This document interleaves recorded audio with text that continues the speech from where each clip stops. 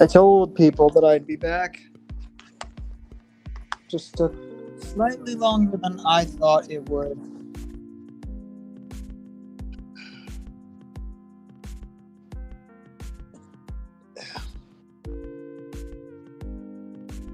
Okay.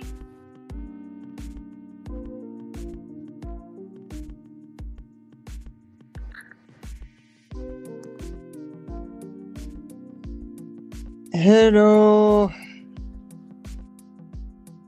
My fingers hurt. My fingers hurt from playing snare drum.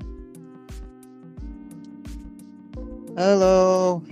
My fingers hurt from playing snare drum. Yes, I always come back.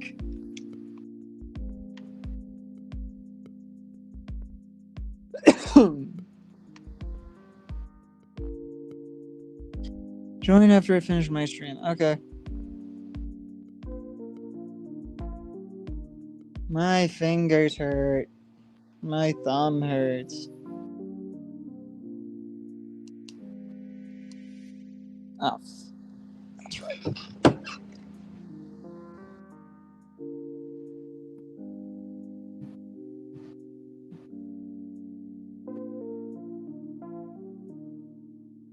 Okay. Oh.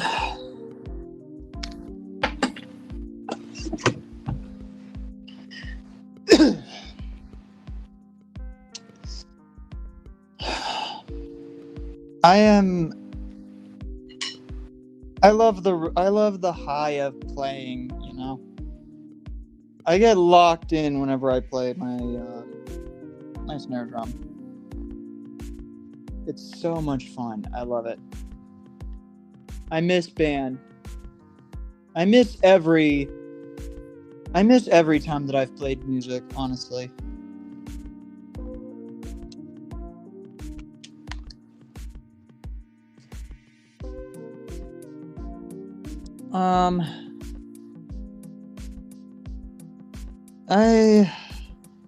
I'll wait till enough people get here before I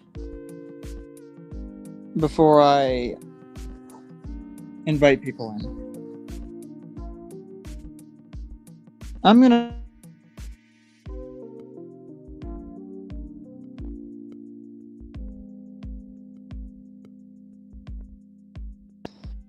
excuse me. Yes, 2 live streams in a row just because. Just for the fuck of it, honestly. Just for the hell of it.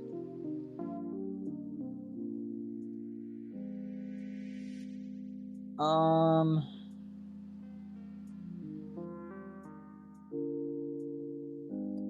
my god, I hate these things.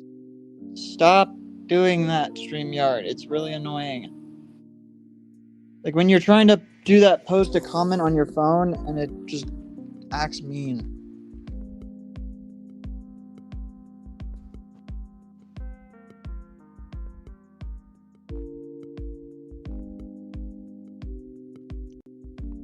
I sent Dakota a link, but we'll see how that goes. He has it like 3 hours earlier than me, so he has no excuse.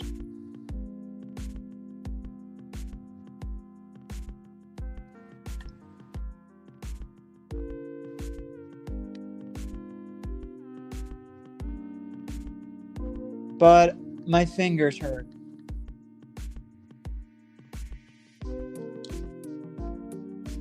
My fingers hurt from playing snare, so I'm taking it easy.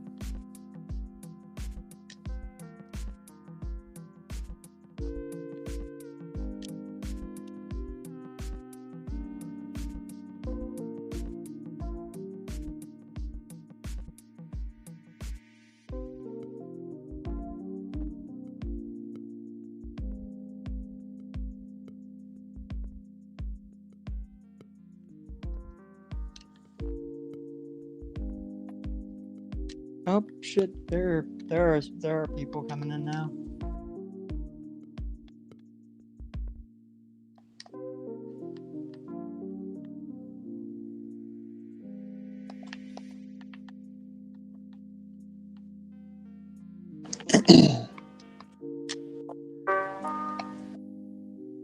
night.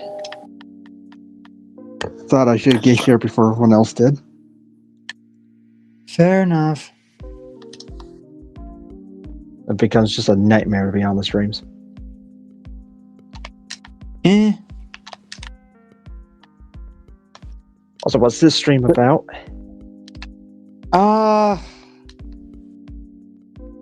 Towards the end of the original stream that I did a couple hours ago, people were getting antsy to join, so I'm like, I ought to give them another chance to come in through this one. You were just doing something like alone, basically? Not exactly alone, but like, it was a scenario of like, Dakota had his birthday, so he wanted to come in and do things, and the Putera also wanted in, but by the time he was even showing up to get in, I was close to ending the stream because I had to drive like 10 minutes to go to an alumni band practice.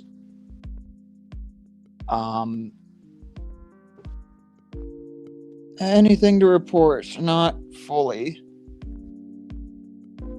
Nope. Not fully. I pretty much addressed everything in the last one.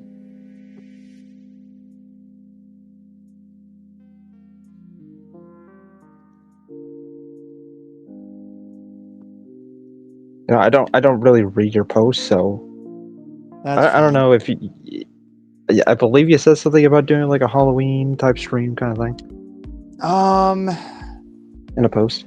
Originally, I had the thought process of not doing it because I was in a rough place, but I think that since things are kind of getting situated and I don't have any like strong deadlines for other shit, I feel like I could probably still do a Halloween stream, even though a lot of other people are trying to do Halloween streams as well. I don't quite know I don't quite know why that is, but well, you see, I do have plans to hang out with my friend on Halloween. I believe literally on Halloween, so that's cool. Mm-hmm. And she's Russian, so which means that all we gotta do is, we just hang out on Discord call. Yeah. Still lives over there. But she has not seen the... If you want to get any last bit of talking points in before I bring in another guest, you can. Yeah. I already have someone backstage again, so... Yeah, I mean, you can bring him in as I'm talking, as long as he's not going to be too loud. Yeah. They probably won't. I don't think NetX will be. Hello. I'm always quiet, so don't worry. Yes. Yeah. So, she has not seen the original Sleepy Hollow, the Disney version. God. So the Ichabod Crane one. Yeah, Headless Horseman. I have yet to see that as well. So. Oh my God, dude! What kind of life have you been growing up in? A very late one, because it wasn't even until this year where I finally got to Lord of the Rings, and I still haven't seen Harry Potter. Still haven't seen Tron. Still haven't. Need to catch up on Star Wars again. Kind of lagging behind on Marvel's current stuff. Like I haven't seen Ironheart or Marvel Zombies, or even Eyes of Wakanda yet. Wait, were your parents against movies in general? No. You just never grew up around those movies? I don't quite know, and you could ask me all day and night why I haven't gotten to any of these famous properties until recently all you want, but I'm never going to be able to give you an answer because I don't even know. Well, I would put it down to your parents. That's how I saw this stuff. My parents had me watch this. not like had me watch it, like, you know, like you got to watch it or you can't be a model citizen. It's just like, you know, if it's on, they're gonna let me watch it. I don't know. Maybe it's just interest stuff, because like I was able to see like How to Train Your Dragon, the original animated one, like 3 different times, and I was able to watch it again recently, and I still ended up loving it as much as I did back then. A little differently in why I love it compared to others, but like and even some Disney stuff I have slight attachment to, but it wasn't until recently where, well, it actually wasn't until I got to college when I got into the Marvel Cinematic Universe. And I think that the Marvel Cinematic Universe can thank Shang-Chi for getting me into it, because without watching Shang-Chi, I would never have been, I would have, when I watched Shang-Chi, I was like, I kind of want to start from the beginning of the timeline and go from there. And I started watching everything, including like the Defender shows, Agents of S.H.I.E.L.D., that shitty Inhumans miniseries, whatever you want to call it, and as well as all the Disney Plus stuff, like right before or around the time that Moon Knight aired. Like I had to catch up on like Hawkeye and all that other shit. So, and it wasn't until Nostalgia Critic would go into Lord of the Rings month where I finally watched Lord of the Rings for the first time. Though I have yet to see the Hobbit movies. Star Wars stuff I kind of watched in college too, and it massively varies whether I like a product or I don't, or whether I strongly like a product or I don't. Why does it never give me a sound whenever a new person gets back? I just got back from doing my live stream. Okay, well, I'm just kind of letting ZumaFan know about why I'm so late to a good majority of the franchises that everybody loves. Like how it took till college to get into the Marvel Cinematic Universe. It took till literally this year to get into Lord of the Rings. I still haven't seen Harry Potter. Still haven't seen Tron. Only now I'm getting into Disney stuff. Only now I'm getting into DC stuff. Haven't seen the Hobbit movies yet. Need to re-watch Hunger Games stuff. Have to re-watch the Fast and Furious movies, although my nuanced take on those movies is that I liked the first one okay. Second one was less good than the first one, but I still found it fun enough anyway. And then the third one I wasn't a fan of. And then 4, 5, 6, and 7 were all good movies. 8 I was kind of mixed on. Like I was all right with it. 9 I fucking hate. And 10 I found just okay. But those opinions could change. I'm not entirely sure yet. Yeah. But Sleepy Hollow is like a 20 to 30 minute long. It's like a short film. It's like really short. And like Disney also, like they released it alongside. They did a what was that? Wind of the Willows adaptation. Wind of the Willows is like a book. Yeah, that like falls around animals. You are asking the wrong guy if you're like, well, when did that come out? I don't even know. No, I'm just talking about when it came out. That is a case of I need more research to be able. No, it has nothing to do with when it came out. That's not the point. I'm saying it came out with Wind of the Willows, which is a different property altogether. But I find it weird that you have not seen it. When it's so short, it's on Disney Plus. If you had Disney Plus, it would literally just be there. Right. Don't worry about getting through all those franchises. I haven't seen many of those either. I've seen a bunch of franchises.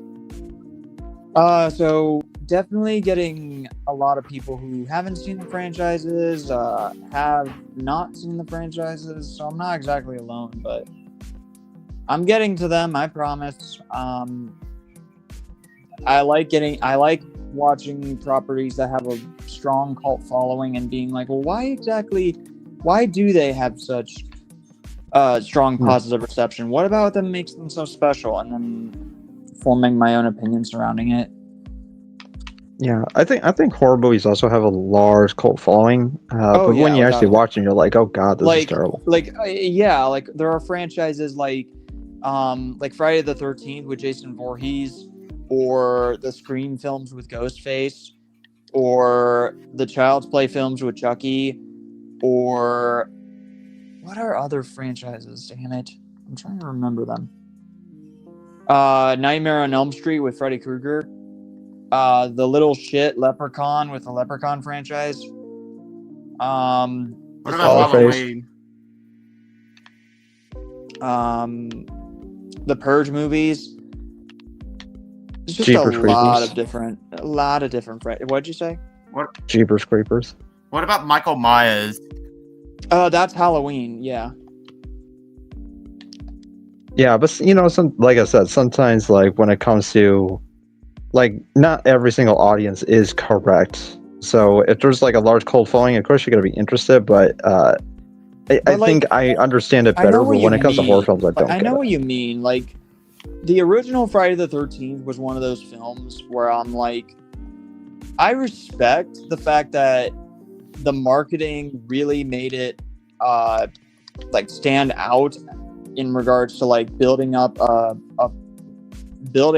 horror movie, but when you watch the actual original Friday the 13th without Jason Voorhees, like the killer is actually Jason's mother, and you realize like what they did for 1980, you realize that it is boring as hell and overall not exactly a great movie. But they do get better-ish over time, depending on the entry. Like, you'll see people praise, like, Friday the 13th final chapter, and then you'll see them bash Friday the 13th, The New Beginning, or Jason Takes Manhattan.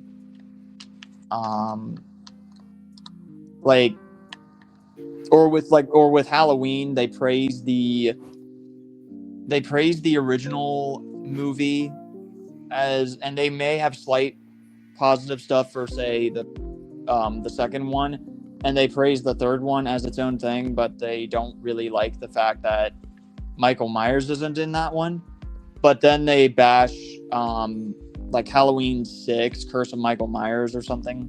Like, there's always like a sense of like, we appreciate the killers that like made the horror franchise as recognizable as it is. Like, they become part of pop culture, but they have a lot more nuanced opinions surrounding the actual like movies themselves, like as they go. Like with Nightmare on Elm Street, they praised the first one, to some extent the second one, and then they praised the third one, but then by the time they go into like, say, Nightmare on Elm Street 5, The Dream Child, or Freddy's Dead, The Final Nightmare, they're like, yeah, these movies are dog shit. Like, I think it's one of the reasons why people don't really respect horror, to be honest. Like, I think these movies, I think really the slashers killed the horror star. Even Dead Meat James, like a horror kill count person, like a kill counter in the horror genre, even he was like, slashers are my least favorite in the horror genre, especially because there are people that take advantage of the slasher name and then they end up making mediocre ass movies. Well, I mean, yeah, but at the same time, and there are always like, I don't know if I would call them tropes. I call them cliches because in my opinion, I see a trope and a cliche differently. Like, a trope is an idea for a movie. Meanwhile, cliche is when you execute that exact trope idea in a way that doesn't really differentiate or make it any more special compared to other versions that did the exact same thing and probably better. Like how a lot of horror slashers will always have a naked chick, or how they will always have a final girl or something, or how a lot of people that are into the or they have to have sex scenes all the time. Yeah. Like, and then of course the people have to get killed during those sex that's scenes. why, and in fact, Scream by Wes Craven literally made fun of this. They were like, rules of like a horror film is like, 1, you can't ever have sex. 2, you can't ever drink or do drugs. 3, under no circumstances should you ever say, "I'll be right back." Because anytime that you run into any of the 3, then it's like you're doomed to die, you know? So, like, even I Know What You Did Last Summer was kind of like a play on subverting horror shit like that. Like, stuff that have become cliches in the genre. Well, I don't care much for cliches. I think the lowest form of horror are the slasher movies. I think so. I think horror to me should I think that, in my opinion, there's that plus an over reliance on jump scares.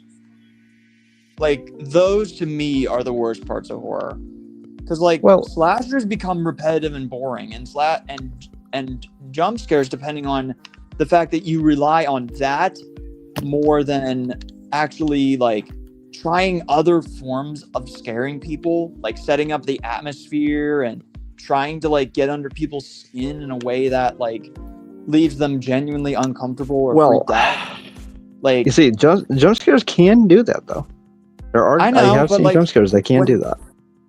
Like the jump scares I think of are like that do that are like the jump scares from Sinister. And then there's also the jump scares from jump scare from like Exorcist 3. Like when you set up like a loud audio cue that's meant to kind of make you jump and feel like a jolt in your body, you know? Like, there's a whole video. Like, I think there's a whole video that accurately like goes into what makes a good jump scare work. I'll probably link it in like a community post one day. Well, because I looked up like what makes a jump scare. I looked up something about jump scares and they gave me that video. So, well, there was a video that was because you can actually have jump scares without like the loud sound. It's hard to pull off, but you can do it. There was like this one video. I forgot the movie the guy was talking about. But the plot essentially revolves around like there's like this cabin in the woods that's like, you know, people can like rent the place out and live in it for a bit. You know what I mean? And essentially there was in the past there was a lady who rented the place and died, and her body was never found. Right? Like she just vanished. And so we pick up the story years later with this guy who rents out the cabin. And through like a mistake that he does, what? Graham, I'm talking. Anyways. Speaking of horror, because when Zuma fan started explaining, I was originally thinking, are you talking about Cabin in the Woods? Are we talking about Evil Dead? I don't know what movie it is. I could probably find the video. But the guy, he ends up apparently it's a movie that focuses on this guy, this dead woman, right? He ends up finding the dead lady. She's kind of like stuffed in between the walls of the cabin. Right? Like he finds like a hole and he looks through it and he sees the dead woman's body inside the cabin. So he decides to go in there. Right in between the walls, he goes like into like a back room that goes like the in between, and you know when he's going through, he's like looking through the pipes, right? And there's no loud noise, but when he turns like since he's got a flashlight, when he turns the light, you see the dead woman, like she's standing up and she's looking at him, like half her face is like above one of the pipes looking at him, and then she just ducks under the pipe. There's no loud noise. It's just her ducking under the pipe. Okay. And it was one of the creepiest things that I saw. I was like, wow, that's an effective jump scare without even needing a loud noise. It's just like the idea of a dead person just being alive watching you. Okay. That's creepy. Yeah. Right. If anyone can figure out the movie, let me know what it is, because I really want to watch it now that you explain it like that. I believe it's a cheaper movie, but it could be. I'll try to find the video. Like, that just sounds like a great idea. Alright, since you were talking about horror, I got this. Hold on. You want to have a look at this? You know, it says thinking Zoom was talking. Michael Chavez says. I mean, yeah, I saw that post earlier. Michael Chavez says the I'm sick and tired of that franchise already. Yeah, I saw that post earlier on Twitter. Do you actually care about the franchise, guys? Yeah. I'm pretty sure I do. I don't mind about the franchise at all. Personally, I say good, because, like, Michael Chavez is not a horrible director, but, like... No. He's a very okay director, if you want to call it that. Like, he doesn't really... He's not quite... He does not have the same energy for the Conjuring films as James Wan. Like...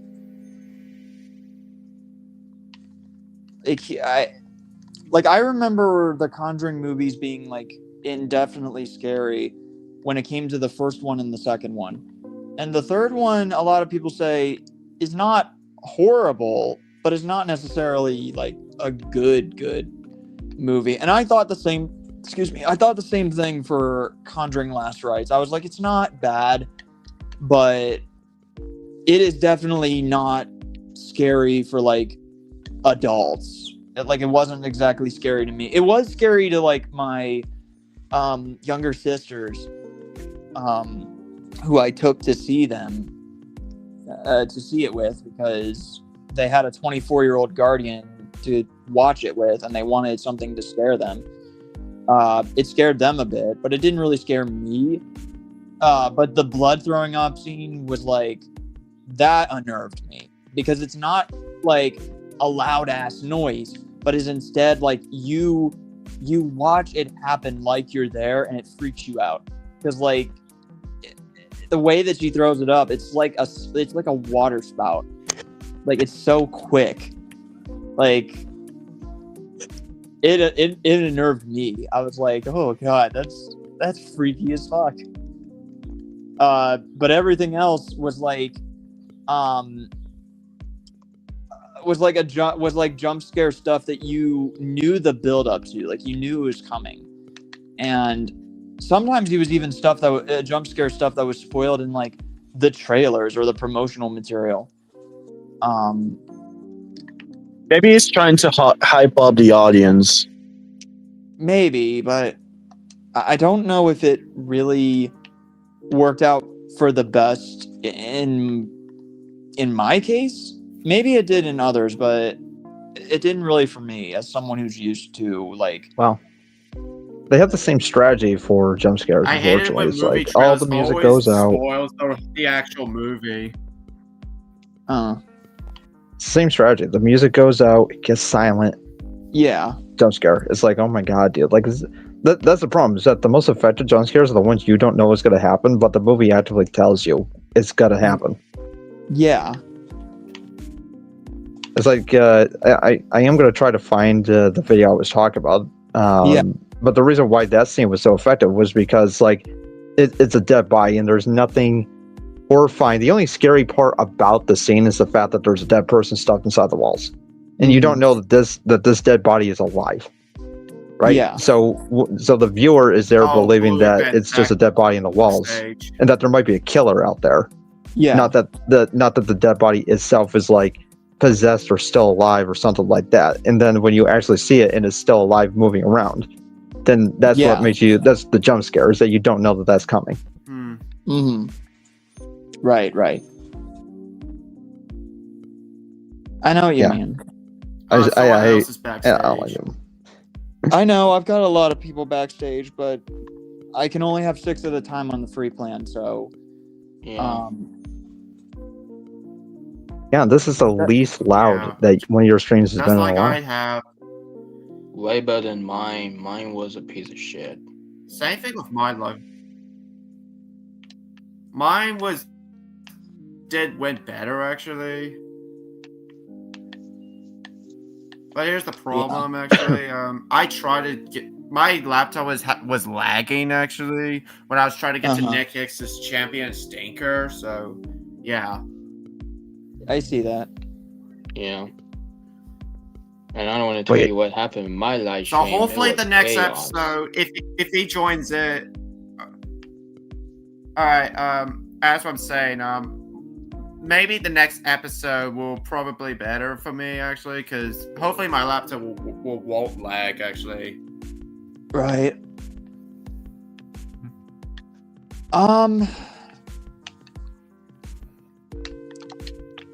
But yeah, I guess that I kind of have more of a nuanced take on like specific horror films, because like there are films like Sinister that I'm like, when I first watched it, that was back when I was stupid and didn't know that a lot of different horror films would end in what you would call like bad ways, like, oh, bad ending for the characters or whatever. And as a result, it was a case of like, oh, you just don't like it because of the ending was not happy or whatever. And that was legitimately stupid of me to do, because like I respect the hell out of that movie, because like it was the same guy who did Cabin in the Woods, and it is one of the like most eerie ass movies that in horror history. Like I'm pretty sure that people did like heartbeat monitors with people watching that movie. And it's actually my favorite horror movie of 2012, actually. Actually, are you talking about the movie that came out 13 years ago? Yeah, I'm talking about Sinister with like that bug. I thought you were talking about Cabin in the Woods. I haven't watched it yet, to be honest. The director is the same guy who did Cabin in the Woods. I haven't seen Sinister yet. Sinister 2 sucks ass. That film sucks ass. Yeah, I've heard Sinister 2 is not good. It is not good. What's the point of having the sequel doing to the first movie did good, and that again, the sequel sucks ass? It is legitimate bullshit, honestly. Dude, you can't make a horror movie which is unnecessary sequel that nobody asked for. Like, man. But Hollywood does tend to do that. Yeah, after Sinister 2 bombed, like Sinister 2 did not get good reviews at all, and I don't blame as a result, Jason Blum said there will not be another sequel. Good. But he was open to the idea. Is there like a chance to be like a remake or something? I was about to get to the fact that Jason Blum said there'd not be a third movie, but he did say that it was possible that they could expand that shit in a 3D in a TV series. But I don't know if I've seen that. If I've seen a TV series for it yet. Wow, everyone's trying to come in eventually at some point. Just let me know I talk too much. I might leave. Two of my fans. Why does it kick me out every single time, dude? If I try to go to YouTube, which is what I try to do, it kick me out. I don't know. I have that problem too, dude. I have that problem every time I go on my StreamYard, and they always kick me out. I don't know. Yeah. For no reason. If I could answer why that's happening, I'd be able to give you a solution, but I don't know why that does that. I've said for a while StreamYard needs to fix their shit. Yeah, I'm StreamYard probably not needs to gonna change listen. its mascot too. Well, like, what's up with the duck? Agreed. I don't know what that is either. I have no idea what's the point of having It's that. Scrooge McDuck. Very funny. Maybe that indicates how greedy they are. They're greedy. However, I am gonna have my friend watch, like I said, Sleepy Hollow, since that's short. And you know what I did last year, I had her watch. Well, no, it's not really watch; it's more like listen to Everywhere at the End of Time, which I highly recommend if you got 6 hours to spend and you're looking to be horrified, then that's something you should want to do. Yeah. No, she found it boring because it's all music, right? It's like old timey music. It gets distorted over a couple of hours, you know, because it's a whole dementia story, so it's being told through music, and so she found it boring and not interesting at all. So I was like, "Damn, dude, you're like one of the only people on the planet that actually found it boring." Even though I found it horrifying, but you know, she is Russian, so maybe they're just used to that kind of thing. Probably. So for this time around, I decided I've been hearing a lot about this movie. It's called Come and See, and I don't know if any of you have heard of this movie. I don't think. Yeah, it's an anti-war movie. It's a Soviet movie. Okay. Which is sort of a story about the Nazi occupation of Belarus. Okay. And do you know about Saving Private Ryan? Yes. Yeah. I haven't watched it, but yes, I know. How could you not have Yeah, watched one of the of course. most famous war movies ever? I know. Like, I get Highly it. No. recommended. But I have heard of Saving Private Ryan. Yeah, but you have seen the opening scene that takes place on Omaha Beach, right? Like, I if you're talking about the scene where, like, It's the first scene of the movie. The Omaha Beach scene. I literally just said I have not seen Saving Private Ryan, so I'm not gonna know exactly what you're talking about. Well, once you do, you'll know. But for those who have seen it, whoever that may be, Yeah, I've seen him before. according to many people who had watched both Saving Private Ryan and Come and See, apparently Come and See is so horrifying that it beats out anything that you see in Saving Private Ryan. In fact, according to people who have reviewed it, it makes Saving Private Ryan look like a children's film because of Oh, how hell. horrifying it is. And so Wow. I'm like, you know what? Since it's Russian and it's apparently that horrifying, I want to see it, and I'm going to have my friend watch it, and we're going to watch it on Halloween. And pray to God, I'm not like Remember, no Russian. disgusted. Oh my God, Mitchell. What do you say? He's like, remember, no Russian. He was referencing Call of Duty Modern Warfare 2. Oh, that's fine. Remember, no Russian. Yeah, I did. Well, don't worry. We're going to see Remember this Nazis stream kill a you were bunch of on, Russians. So. Preston? Say what? What'd you say? Mitchell? Remember What are you the trying to say? stream you were on?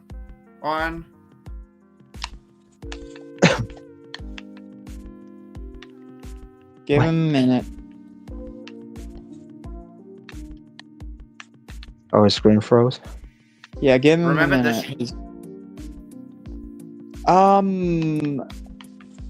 What am I remembering? Don't worry. Remember this stream you were on, Preston?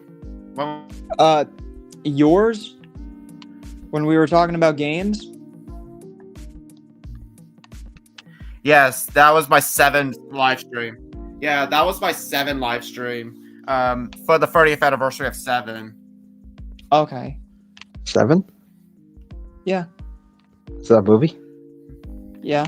6, David Fincher. Yeah, 7. the David Fincher movie. If you mention Oh, wow, is it good? again, I'm gonna hurt somebody. Is it good? Yeah, it's amazing. Yeah, I can't wait for 8. Alright, Nick, what were you about to say?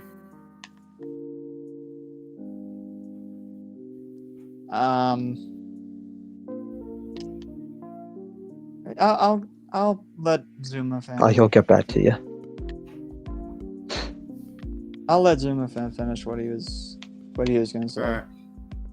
I said, yeah, the Preston will get back to you. Okay.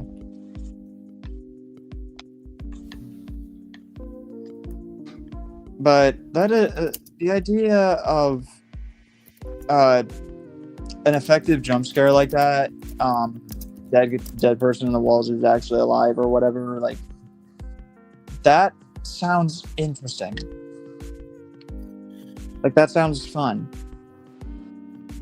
Yeah.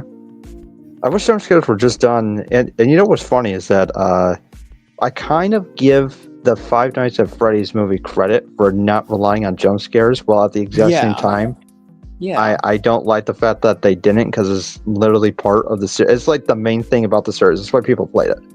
So it's like you don't rely on it for the movie, which makes me happy because I hate jump scares. But at the exact same time, the series is built on jump scares. So it's just like, I don't know, it's give or take, I guess. It is, yeah. It's like a pick your own poison.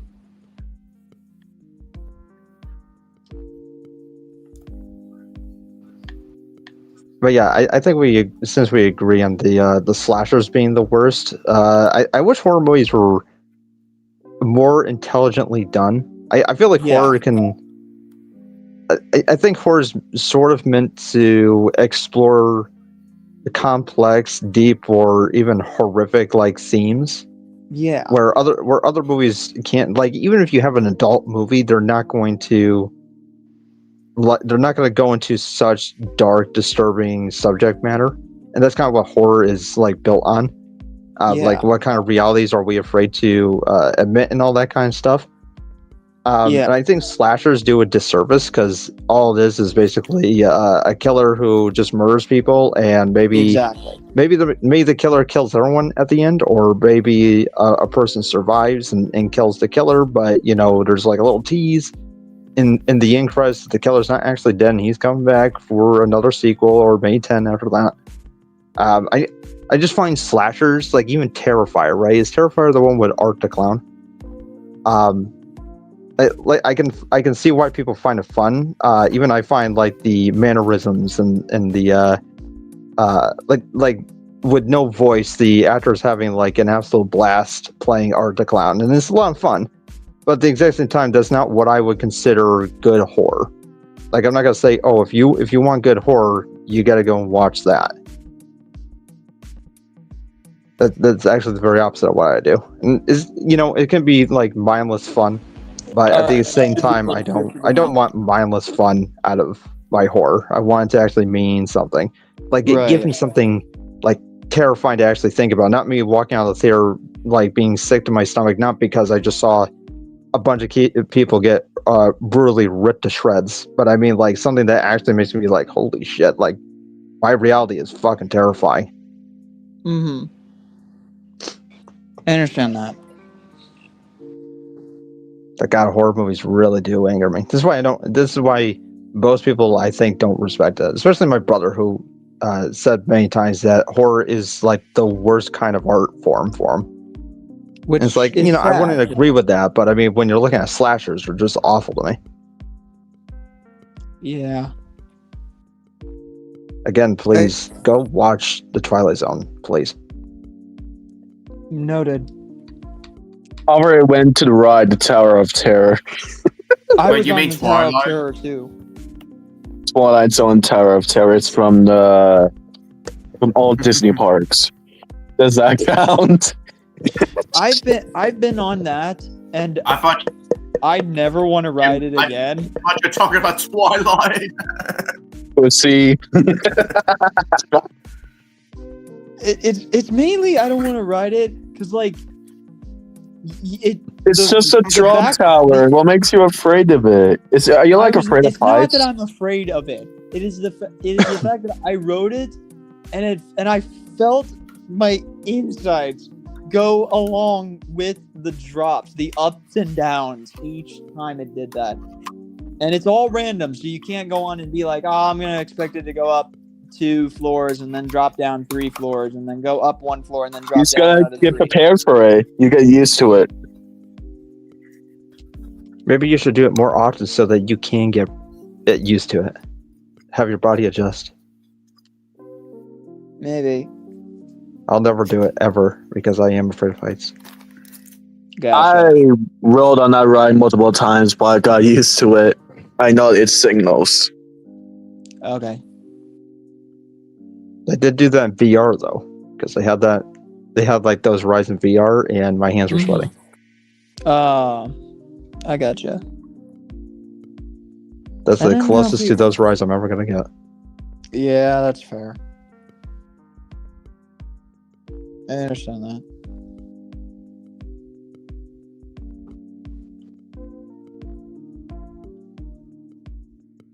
But hey, at least you watch Lord of the Rings. Thank Christ. You know what I mean? Like you're a better person now. I view you in high regards for that very thing alone. I You can had pride to get yourself. to it. I had to get to Lord of the Rings at some point because everybody talks about it in the highest light when it comes down to like fantasy stories. In the highest regards, yes. And it makes Can you blame them? sense. Like, no, I cannot. I watched those movies and all of them were kick-ass. The first one had its slight flaws, but you can't really blame them because they were on a massive budget in regards to like their editing and the scaling and everything, and they kicked it up through Two Towers and Return of the King. So Well, wait. So you found flaws with the first Bruh, I movie? got a question Well, here. it Since was we're talking more- about Lord of the Rings. it was more along like the editing, really, or like the Really? the constant face close-ups, but those are minor. They're not like, oh, those things ruin the movie. Not really. They're just minor Well, ass. I think it depends on the context for why those scenes happen. Yeah, but otherwise they are masterful movies. I think they are such good movies. They're And I some of watched the the best extended movies ever. editions. And I watched the extended editions too, so I had a lot more context surrounding stuff that may not have been in the Yeah, theatrical same here, versions. Preston. Yeah, Which meant I 3-hour kinda movie, grew up 3-hour in the, movie, I had the Which extended one? edition that on DVD actually. which meant 3-hour movie, 3.5-hour movie, and then 4-hour movie. Yeah, I mean, there's some stuff removed, like this Saruman getting killed. They Yeah. removed that from the third movie. Even the theatrical cut, I remember like Gandalf's staff just randomly like disappears like during the war, during like the battle on the White City, right? Like it kind of just vanishes, and in the extended cut, it shows that the ring wraith pulls out his sword and destroys the staff, but you don't get that in the theatrical cut, so you kind of just left like wondering like where his staff went. Yeah.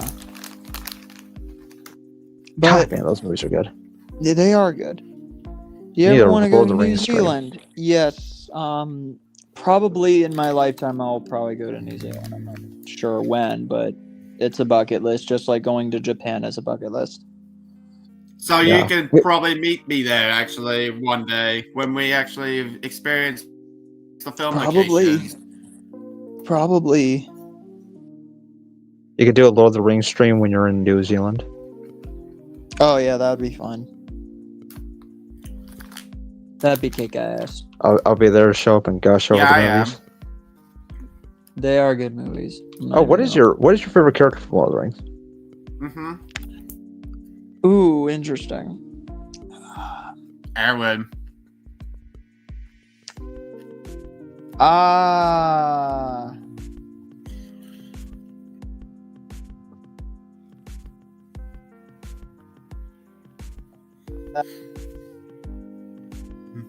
I think I like Aragorn. Viggo Mortensen's character.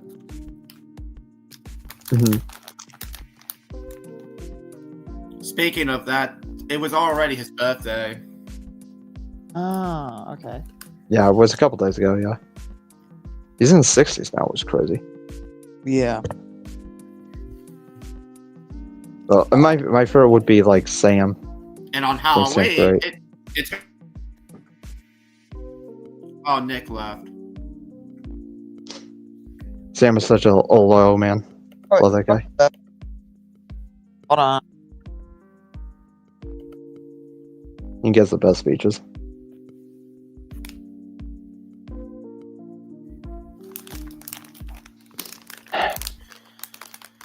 Yeah, I'm just having my popcorn right now. You were Now I glitching out should there, be able to- Preston?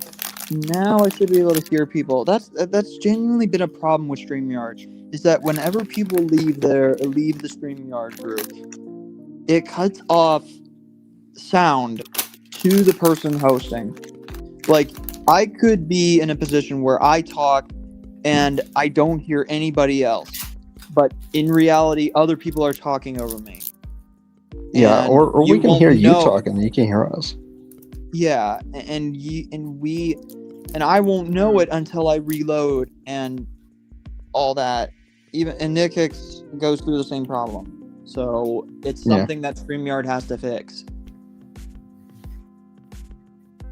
Yeah, that's Scrooge McDuck. He's got to, give some of his money over to fix this thing. Millionaires and billionaires being willing to give up their money, please. The Scrooge McDuck, listen, he was visited by the ghosts of Christmas, and he became a greater man. He was. So I expect him to be forking over some of that money. Oh yeah, without a doubt. But I said Sam was my favorite character. I said that Viggo Mortensen's character, I think his name's Aragorn, that he's mine. Aragorn, yeah. Which movie Meanwhile- you're talking about? Aragorn, yes. Meanwhile, I get frustrated over Legolas because, sometimes the way that Legolas is portrayed in the live-action Peter Jackson films, sometimes they make him so perfect. Really? It's I don't know. You can look at Nostalgia Critics videos This- to understand the small why I'm a nitpicks, huge but Lord of the Rings otherwise fan, of they course. are such good movies. So I wouldn't say he's perfect. Now, the reason people say that is because he doesn't get hit by an arrow and he doesn't really suffer like all the other characters, and he just kills everything he Right. sees. right, But I mean, he's still a flawed character yeah, because he can give into despair and hopelessness. Right? He does that in the Since second movie with the two towers, and Since He- you guys he are also talking doesn't about like Lord of the dwarves. Rings, I got Yeah. Terra from War of the Rohirrim, actually, as my profile pick. that's great. But he doesn't like dwarves, and dwarves don't like elves. You know what I mean? So it's and yeah. that's one of the great things about his relationship with Gimli is watching that Yeah. progress. So I Uh-huh. mean, he is flawless in the sense that he can't really be defeated, or he can be, but he never does get defeated. But then Yeah. again, you have to imagine, since he's an elf and he's essentially as close to a god as a small being like the elves can get. And I mean, of course he's going to have that battle experience. But he's not a flawless character developmental wise. He is a flawed character for sure. I feel like people overlook that. I probably, but I do know that regardless of whatever little nitpicks or whatever, them movies are almost masterpieces.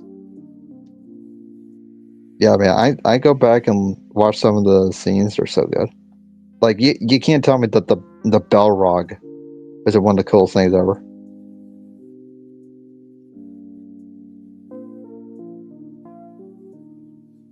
You know what the Balrog is?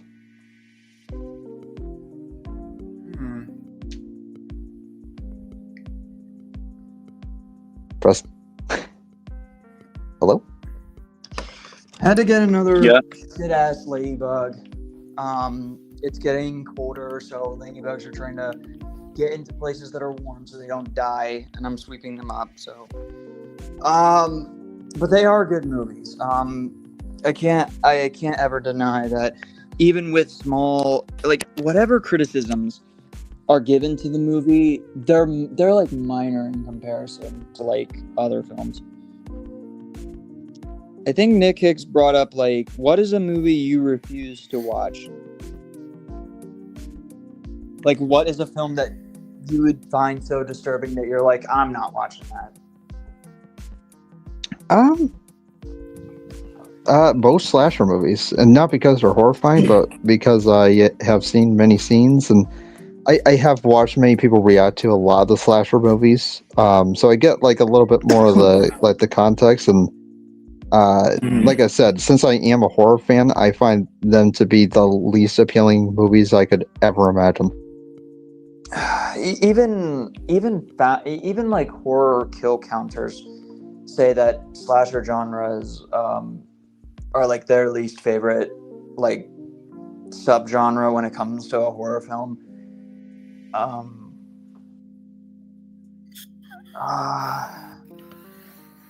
So yes, you will not just be here in chat. Hey, I'll just be here in the chat. I mainly was just keeping some people in backstage because I know that I want to be kind of courteous while Zimmerfan is here, and then whenever he leaves, we can have that kind of discussion again, because I know he doesn't like it when it gets a little loud. So I'm being a little courteous here at the moment, and then we'll take care of all that later. Oh wait, is Ethan behind scenes? No. Oh, then who are you talking about? Someone else who No. was dealing with like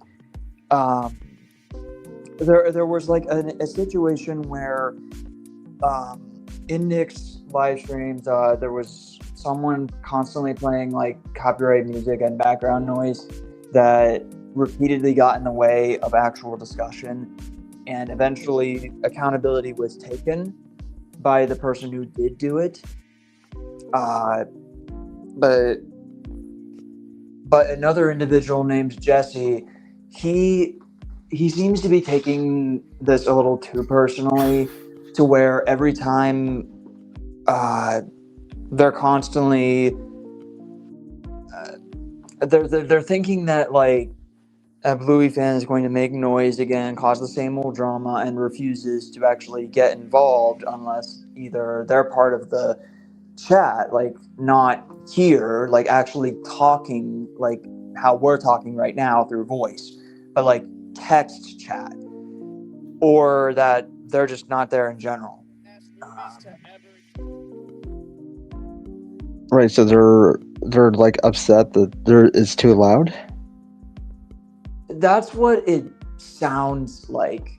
And if the autism thing is a concern, well, I get it, because I have autism too, and that's one of the reasons that I like, because Jesse's definitely someone who's like very similar to you, how if it gets too chaotic, they're like, I don't really want to be here.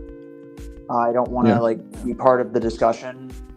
And I get it, but I don't really like how they seem to be quick to accuse Bluey fan when they've taken accountability for the background music thing. Like it's a done deal. It's not anything to really hold on to or be that upset about anymore. Like, who cares? Well, I don't necessarily, but all I wish is that if people are going to speak, like disrespectfully let the person talk and not talk over them. That's about it. Right. Which a lot of time doesn't really happen, because every person's so like unbelievably autistic that they need to get out what they need to get out. Yeah, like people have tried to do like a one at a time thing in multiple different streams, because they were getting upset at the fact that people are talking over each other and it interrupts the discussion. And I used your words when it came down to why people need to do the one at a time thing, and it's because people whenever people do that, it undermines the value of the discussion when people constantly talk over each other and can't hear what another is saying. And it's something I've tried to improve in different live streams, but sometimes I even forget, especially when we're critiquing other people. But I think the reason why this constantly happens is because so many people have relatively similar thoughts around the same time, and they want to get out that information around the same time. Yeah.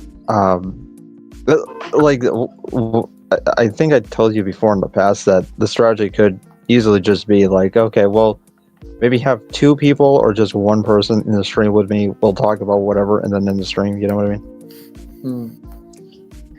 Probably. It's like I said, most of the time, a lot of these people, they don't really have anything to say. I think that's pretty obvious. They usually just bring up the Oscars. They'll bring up like how much money a movie made at the box office, and it's not like there's usually a time and a place. But talking about that every time you're on stream, it's like it's not important. No one cares, genuinely. So a lot of stuff people really don't care about, and one of those things, like sometimes people just don't care about what you're talking about. Yeah, Some people want a deeper conversation to hear, and a lot of the time, the people you bring on don't really have time for that, or don't want to have that. Yeah. So it's like, yeah, you can make your own streams specific to certain individuals, which would be easier as like a strategy. I could probably do that.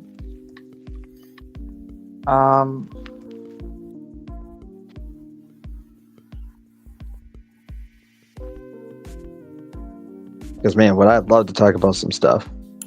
Yeah. You can't really get into it with so many people who have conflicting things that they want to talk about. Yeah. And I know that Nick tries to stay on track too, because he said that whenever you and I were done, that he would love to address disturbing movie stuff. And he showed a video that I went on to look up and for myself. I went on to watch it on my own time as well as on stream, and it was a video that highlighted a lot of the I got pretty disturbed about it, actually. Well, I'm about to show it to Zoom, and let's see what he think of it. Wait, what's the video? So it's called the most disturbing ass movie to ever exist. It's from the YouTuber named Blanko.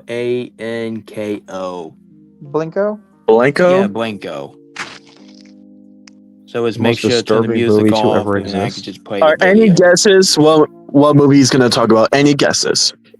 I'm not gonna spoil it, so. Yeah, we ain't gonna spoil it. That's why I want to turn that StreamYard music off, and I'll hold definitely show you future presentations before I head out. Okay. Alright, here we go. And warning, it will be some cussing, which fuck the shit. Oh, I remember this guy.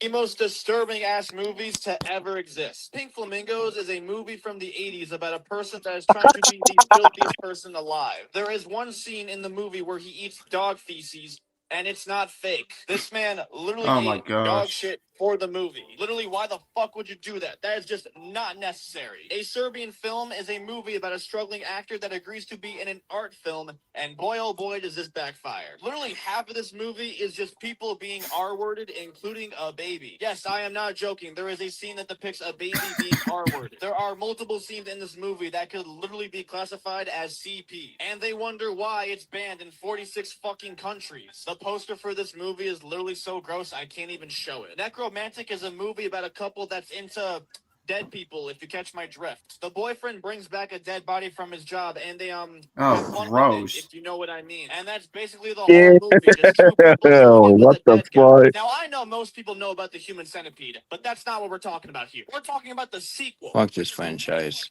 Wait, it had a Those sequel? movies are my What? black. Instead of 3. And this time we watched the entire horrifying medical procedure in detail of this guy attaching people's mouths to other people's you-know-what holes. There's a scene I ain't where watching this shit. the centipede laxatives, and I'm pretty sure you all know where that goes. There's also a scene where the This is doctor why walks those in, movies you are know what, in barbed blacklist, wire, and then R words a woman who was in the back. Yes, I don't blame you. Yeah, there's also a scene where a baby's head is ran over by a car. I don't know why. This movie is equally disturbing as it is just straight up terrible. But oh yes, there's a third one, and surprise, surprise, it's What way the more hell? fucked up because instead of 12 people, this time it's a whole fucking prison. In the beginning of the film, there's a guy who is eating dried CLITs. Yes, you're hearing me right. In one scene, a guy gets waterboarded with boiling water. A man's The next one will be including disturbing, so be warned.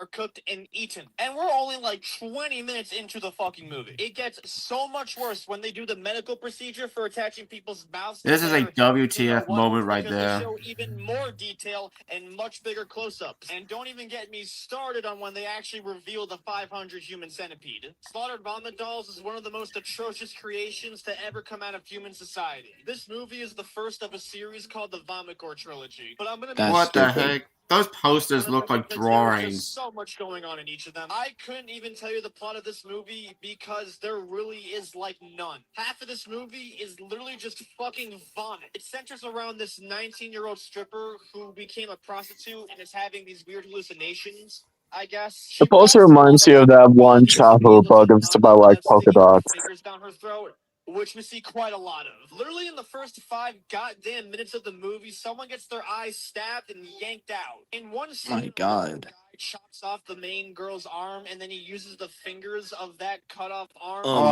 Oh no. He then Hell vomits no. vomit so that he can make himself vomit again and then keeps on doing that. It's just this. This movie just made for sick people. That's all I got said. For no fucking reason. There's another scene where a guy saws off a girl's head, then eats her brains. Oh my God, why? And yes, it's quite fucking graphic. And that's only like 1/4 of the goddamn movie. This is actually one of the shittiest movies I've ever seen. Not because of how gross it is, but because it makes no How fucking long is this sense. I feel video? like I'm Because watching I'm a getting random disturbed video right off here. the dark web than an actual Just movie. deal with that. I'm a grown man. I can handle it. Something to piss off society. The whole thing ends with the girl unaliving herself. You know Yeah, I what? know. I'm skipping this part. Fuck this shit. Hey, he's got Well, a lot not of once- movies. Jesus. We're Yeah. not watching no Yeah, vomit skip it, movie. skip it, Hell skip it. no. 3 of these traumatizing atrocities. August Underground is about 2 psychos that document the really fucked up shit that they do to random people. And they really do not hold back on their victims at all. And since the whole thing is filmed on a camcorder, it makes you feel like... Oh yeah, I showed this again, but this is for Zoom actually. Her face smeared with her own urine and feces. This is the first victim of the movie. Is this Oh, a found footage movie? Wow, Guinea Pig is a Japanese movie from the 80s, and it's about a group of guys who abuse the living fuck out of a random woman for over 40 The years. heck? In the movie, they do some really messed up things to her, like ripping Oh her my God. what is that supposed to be? I don't want to be sick of this. Scenes was when they stick a needle directly through her eye. That was not very fun to watch. And what the crazy thing Just is, try to deal with it maturely, not a children. Man, I hope these movies are cheaply made, dude, because then they can be funny. A good portion of them might think they are. I'm not sure. Goes number 2 on a woman. A woman straight up vomits semen. A nun. The hell? Why this movie got a reward for that? The Wait, hell? what did it won for? Brutally slaughtered and tortured, and it's not At the film festival. No idea. all get brutally murdered in this movie. The film and they're not festival? fake. Hence why this movie That the is even hell? worse than the animal kill of Battlefield Earth. that kidnaps a woman, murders her, and dismembers her. And for an 80s movie, it's actually Even more realistic. worse than when Shakespeare in Love won Best Picture over Saving Private Ryan. This movie was actually so realistic that Charlie Sheen legitimately thought it was a real snuff film and reported it to the FBI. Eventually, Good for all him. and taken off the market, which the writer and director himself said was a success. You guys have been on my ass getting me to talk about Tusk. At least this movie is not gross test. But Oh still. my god, I remember that movie. fucked up scientist that kidnaps a guy and wants to turn him into a walrus. Yeah, he I turns thought into a it was walrus. Yeah. Yeah, I saw that. Sort of. He does this by Just let me know if you And guys I get think it's the disturbed. same guy I'll stop the video. who's in America's Got Talent or Britain's Got Talent. I do think that a lot of this stuff just proves that just because you can do something doesn't mean you should. Yeah. What a legacy to leave behind, a lot of these filmmakers, you know what I mean? Yeah. On their deathbed, they're going to be like, I am so happy I made that piece of shit movie that everyone hated. Yeah. I wonder if this guy does any Oscar predictions, actually. That I made this don't video. Alright, let's get to the worst one. Where the Dead Go to Die is the most fucked up animated movie. Couldn't find part 10. Fuck that. Fuck that movie. That looks like it's hell made from no. CapCut. Not that movie. That looks like it's been made by a poorly edited CapCut video. Okay, Nah, y'all. more like this movie is made for devil. Y'all talk And that's too a fact. much. Well, him and the dog do it on top of the parents' dead corpses. This is only the There are first way better anime film out there more than this piece of shit. The Siamese twin has a really big crush on a girl from his class. Okay. So he visits the house and talk to the dad. And what does the dad do? Well, he shows him a videotape of the daughter being molested and makes him watch the tape repeatedly. And then the dad makes him Even Amazing 404 said, don't show that movie to Dakota. the boy comes home. He sees that Yeah, don't show this movie to Dakota or else he'll be disturbed.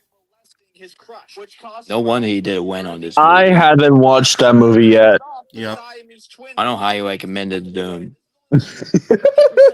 Even anime said that don't let everybody watch that movie. Oh god, not a rapist movie. Hell no. Gang to get money because he doesn't want to work a normal job. And in order to impress the members of the gang, he does a lot of crime. I'm about to I hope burn this Tom movie. Cruise's The Mummy makes it in this list. Just be funny. That is a pretty bad movie. It's not on this list. This movie's too disturbing because it features Yeah, I Tom agree. Cruise, and that's a terrible writing. Don't recommend to watch it.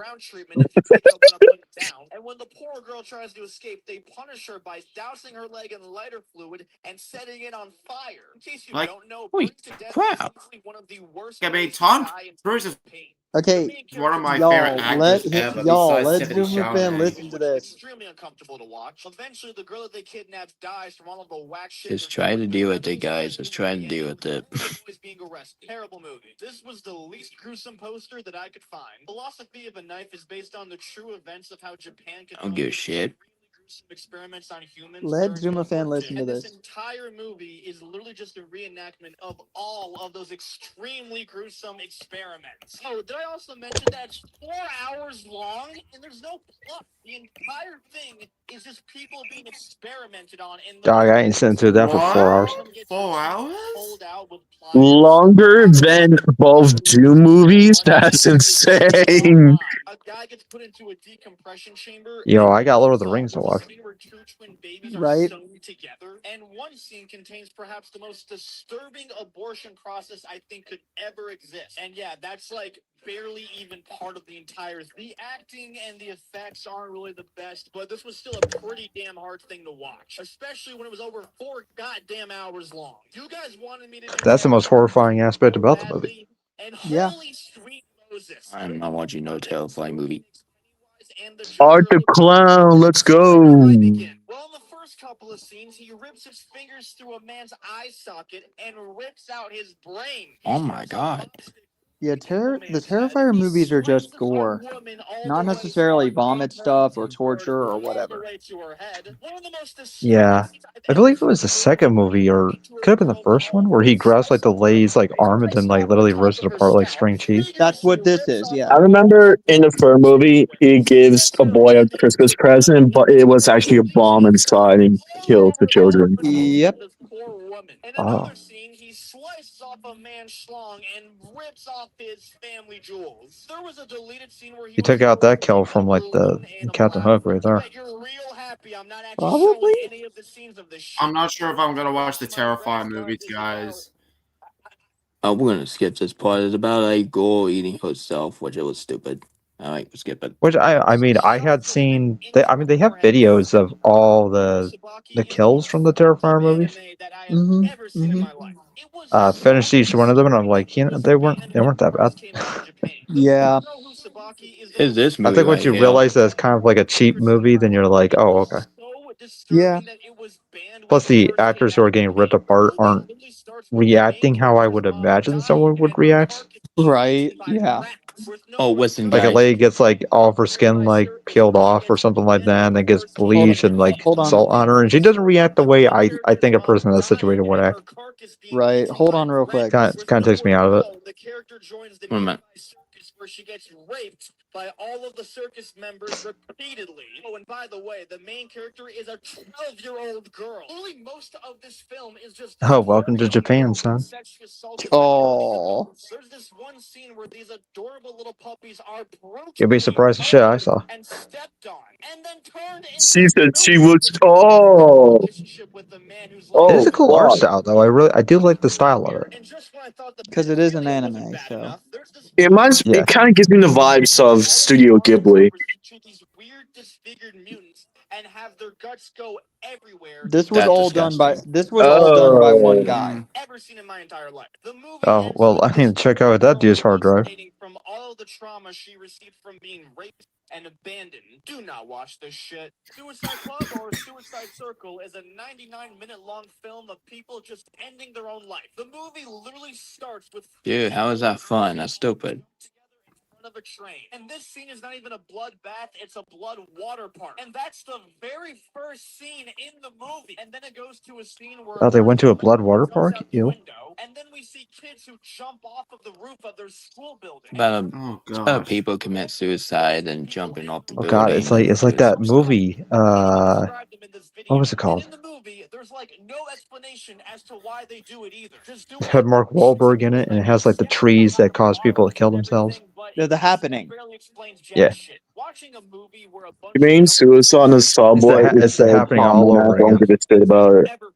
They're being poisoned by the trees. Made this movie in light of the huge suicide issue in I think Yeah, after the this M. Night movie, I guess I'll be Shyamalan done with this freaking movie. video. In the year 2001, the same year this movie came out, over 31,000 people in Japan took their own life. And while I applaud him for making a movie that brings light to such a serious topic, I think there could have been better ways to do it. Nah, he made suicide fun. That's the problem. Yeah. People think they're gonna be in a movie, He's like, so they're gonna do oh it. boy, watching people getting killed is so much fun. You should watch it. No, it's not. It's bullshit. Honestly, the movie was so good. I think I'm gonna hurl myself off of a building. The one where the guy knocks a man unconscious and chloroforms a woman, decapitates the man, and then sews his head into the woman's torso, which kills her right after. The one where he chops a woman into multiple pieces and then buries Gross. the piece in completely different That's why I did a warning when I did that post a couple days ago. Or the one where he breaks into a girl's house, murders her boyfriend right in front of her. I'm done. I'm done. I'm done. Okay. I'm done. I'm done. But there are Shit. plenty Oh, more. thank God, like, Toyota.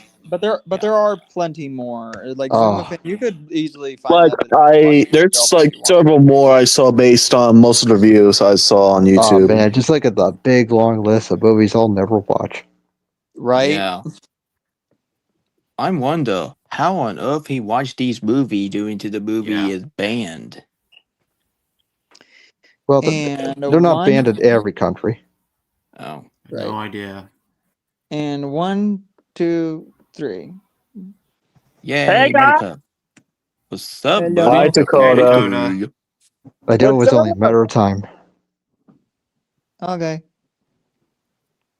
Here you Today go. I'm Happy 26. birthday. Here you go.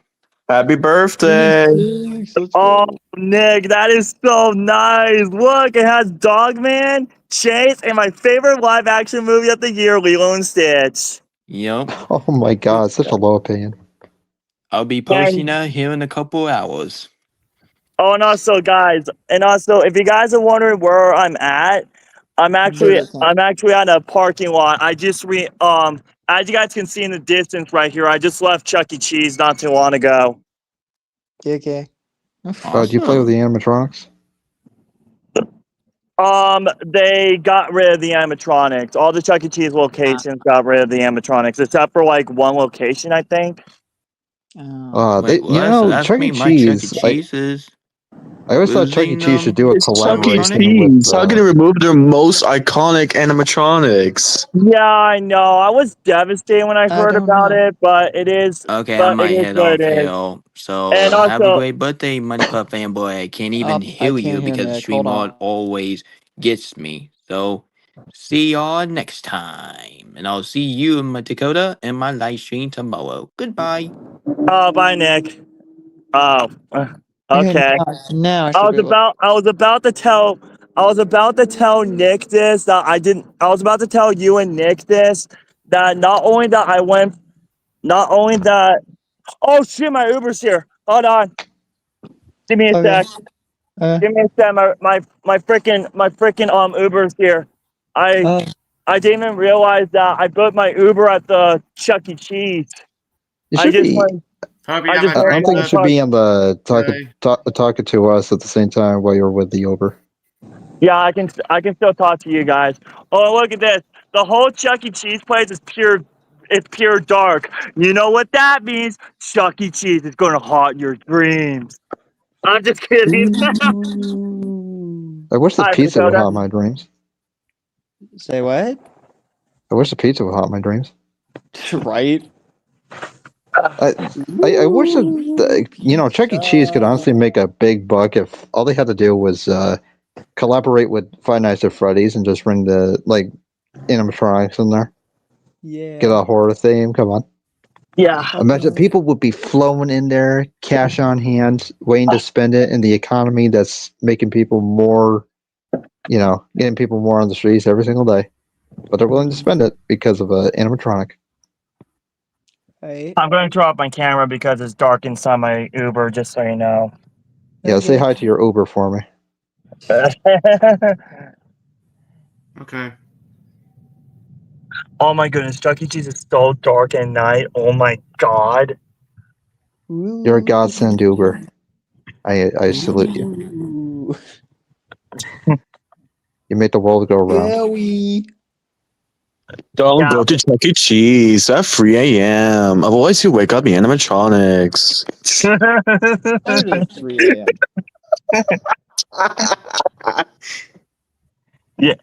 Yeah, and also in Preston, I was about to say this before Nick left. If Nick is still watching this live stream, I just want you to know that not only did I went to Chuck E. Cheese to celebrate my birthday, I actually went there to fix the past. Right. You did what? My post.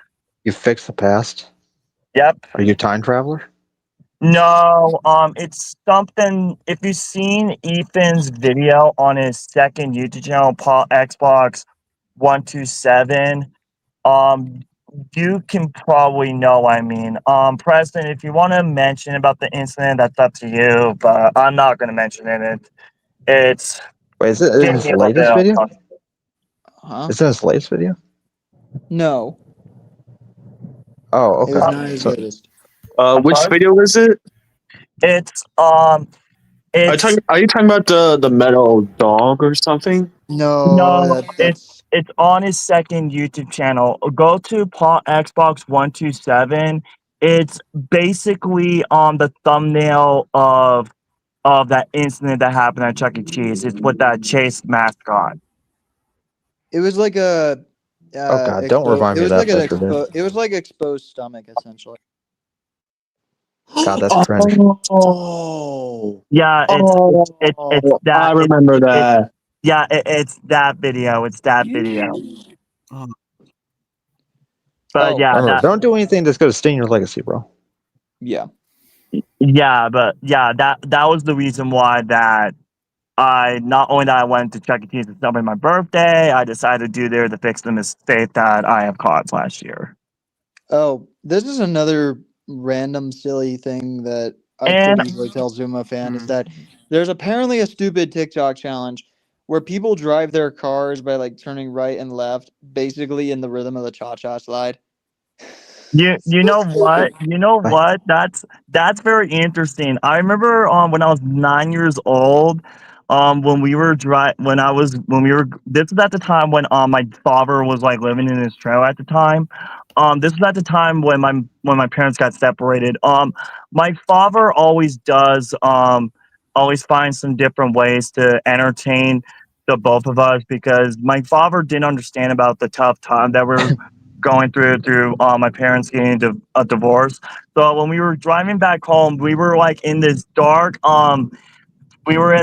street with no cars, and we were on this street, and then dad was like doing like left with his wheel, and then right, and trying to like make the car go back and forth. And I remember that my brother Dylan, even my older brother Daniel, who's the one that I mentioned who passed away back in 2011, we were just laughing our butts off. Like he wasn't like doing that to be like stupid. He was just trying to entertain us, you know?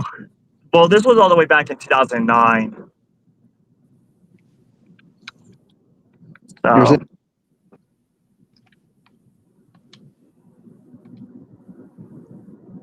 It's a TikTok challenge? Yeah. To drive the car back and forth to look like you're doing the cha-cha. I don't drive. Yeah, turning their cars left and right. I don't drive, to be honest with you. That's the reason why I take Uber and Lyft. It's people like that make the kind of movies we saw on that list. Yeah. And so, everyone, if you're wondering what I got for my birthday, as of right now, I didn't got any gifts for my friends just yet. But however, I did got some two $100 gift cards for the Nintendo eShop, and I got some games. And let me tell you, Preston, I did played Plumbers Don't Wear Ties, and my God, that game is fucked up, man.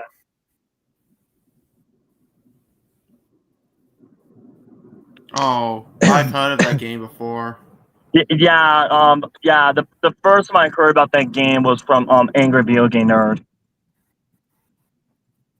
Have you tried playing Apex yet?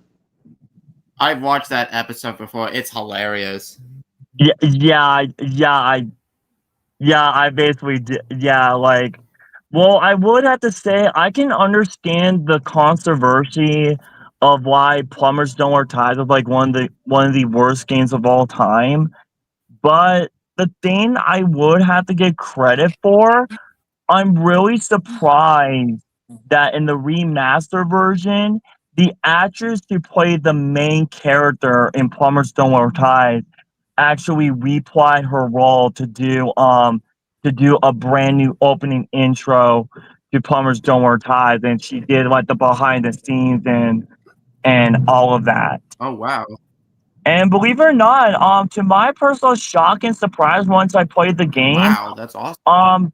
I can understand the controversy of it, but you have to respect the actors. Like the actors, like I would have to say, like it would be a great game if it was like full motion video, but the fact of how like the actresses like did the camera shots and the way how they did like their voice recording for those picture shots, they did like a very good job. I have to give credit to that.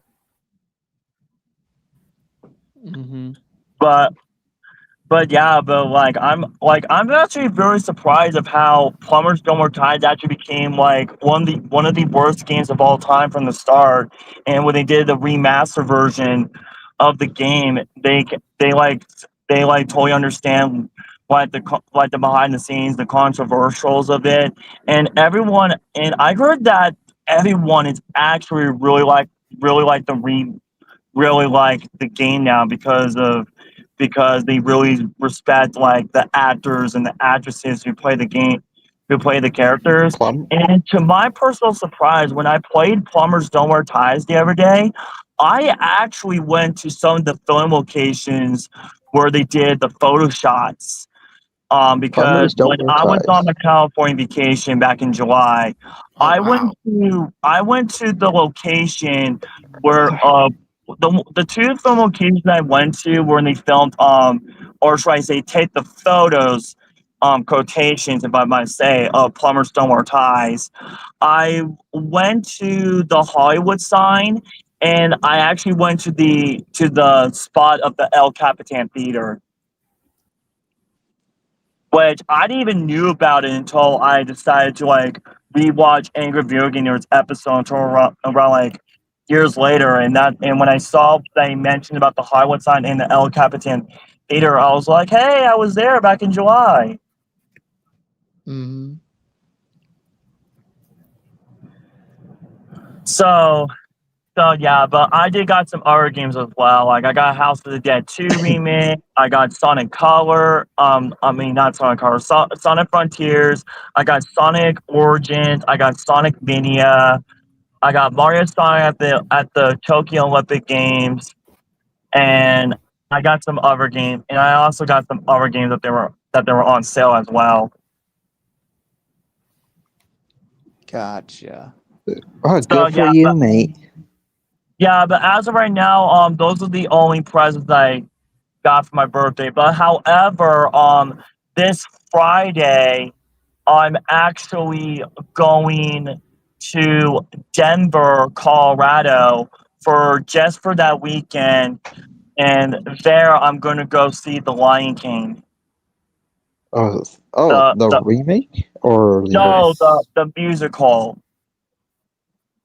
Oh, they still have the musical? Yeah, it's really damn popular, dude. And fun fact, I actually went to see The Lion King.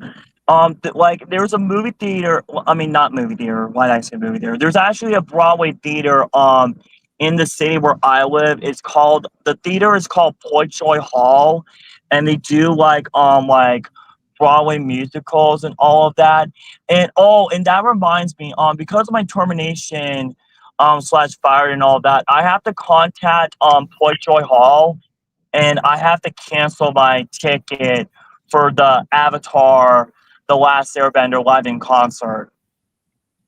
Because as of right now, I'm actually very tight on money right now. So okay. but at least the good thing is that starting next week I'm actually going to try to apply for a brand new job, which the 3 jobs that I'm actually looking forward to is Regal Cinemas, which is my favorite movie theater.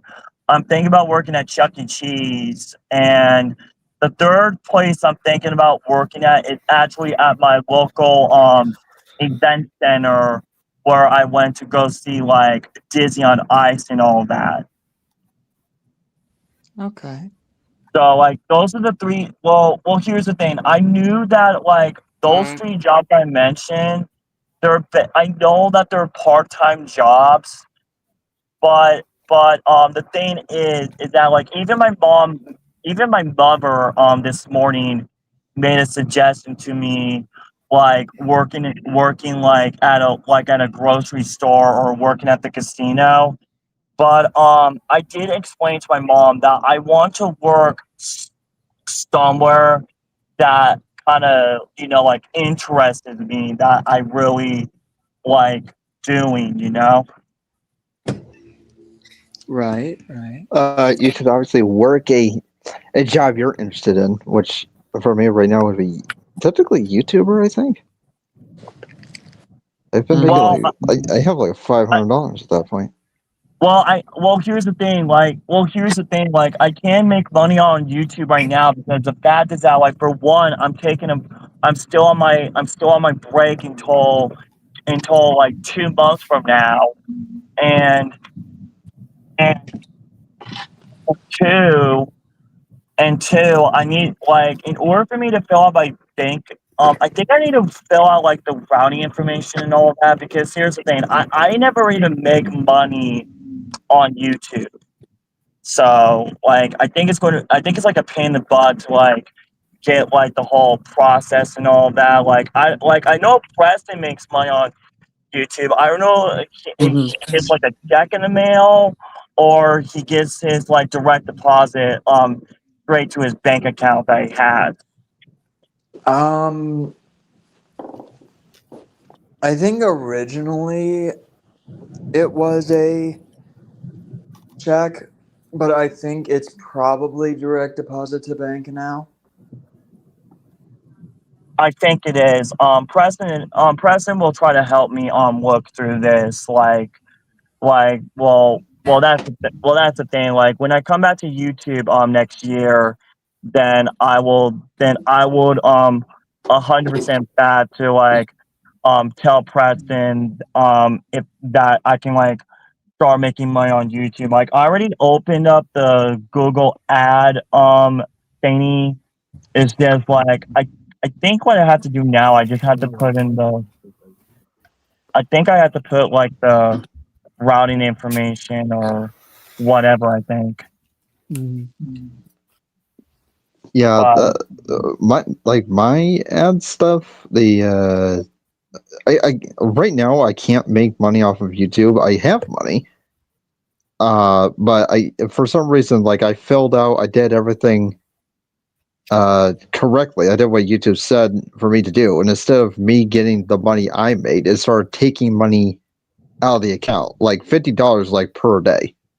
And so I had to freeze it, and I'm like, okay, well, if I unfreeze it, it's just gonna keep taking money from me. So it's like, I don't really know what to do or why it ended up like that. I'm supposed to be getting paid, not me paying YouTube. So I don't get the problem, and I'm too scared to touch any of it, even though I have like $500, like just waiting out somewhere, still waiting to go into the account. So. I don't get it, dude. Kind of angers me. I could really use that. Complicated. Can't be easy for me, can it? Yeah. The world hates me. I knew it. Oh, and also in Preston, I have a question. I thought you don't go to brand practice anymore. Not like as a high schooler like I was back in 2017, 18, 19. This is an alumni thing, which means I'm doing practices to be able to just play along with other people who have graduated from high school in their bands, and it'll only be for one game. We do that along with the band kids. Okay. Their sound sucks horribly, especially because we have a shit band director. Damn, I'm so sorry to hear that. It's okay. It will be okay. Yeah, we're doing fine. And by the way, Preston, I'm sorry that I didn't mean to call you on the live stream. It was because it was hard for me to hear of what you were trying to say to me because I was at Chuck E. Cheese all day from like 12 o'clock all the way to 8 o'clock. And as when I was like joining the live stream, they were doing an event that Chucky comes out and dances in front of the people and all that. And I didn't even hear you because like the music and the surround sound or whatever was like way too loud. So that was the reason why I was basically calling you like hey, are you gonna like let me in or whatever? Because like I didn't even hear you. Oh, it's all right. No, it's okay. And by the way, Preston, I have a question. Have you guys seen Xbox 126's newest video on Mr. Metal Doggo or what the hell his name is? I've seen it, but I don't know about the newest one he released, like the newest video. Yeah, he made the video. He made the video like 2 days ago because like he released the video around like on the day when Preston did his last live stream, and the fact is that like the way of how that we saw Joseph or Joe or whatever, the way how we saw his actual human body on the news of what he looked like in real life, it was just completely insane. And just to prove that that was actually Mr. Metal Doggo in real life, I watched the whole news on the news website, the Channel 4 news, whatever, because Mr. Hold on, give me a sec. Hey, thank you so much. Hold on, just give me a second, guys. I'm just getting my Uber. Let me just get my stuff, and then I'll continue talking to you guys. All right. Yeah, that person is kind of. I guess the R word's not allowed in here. Not exactly, but you can call them a man-child or stupid or whatever, because that's exactly what they are. Right. I won't use the word I personally enjoy using because it offends everybody. A lot of things happen in my city. Like, there's a lot of gun violence. It gives me like vibes of New York City. Mm. The person is terrible for sure, though. Mm-hmm. Mm-hmm. Oh, there's a lot today. I mean, it's quite obvious, and I'm surprised people will even give them the time of day. Hey guys, I'm back. So, all right, I just got all my stuff.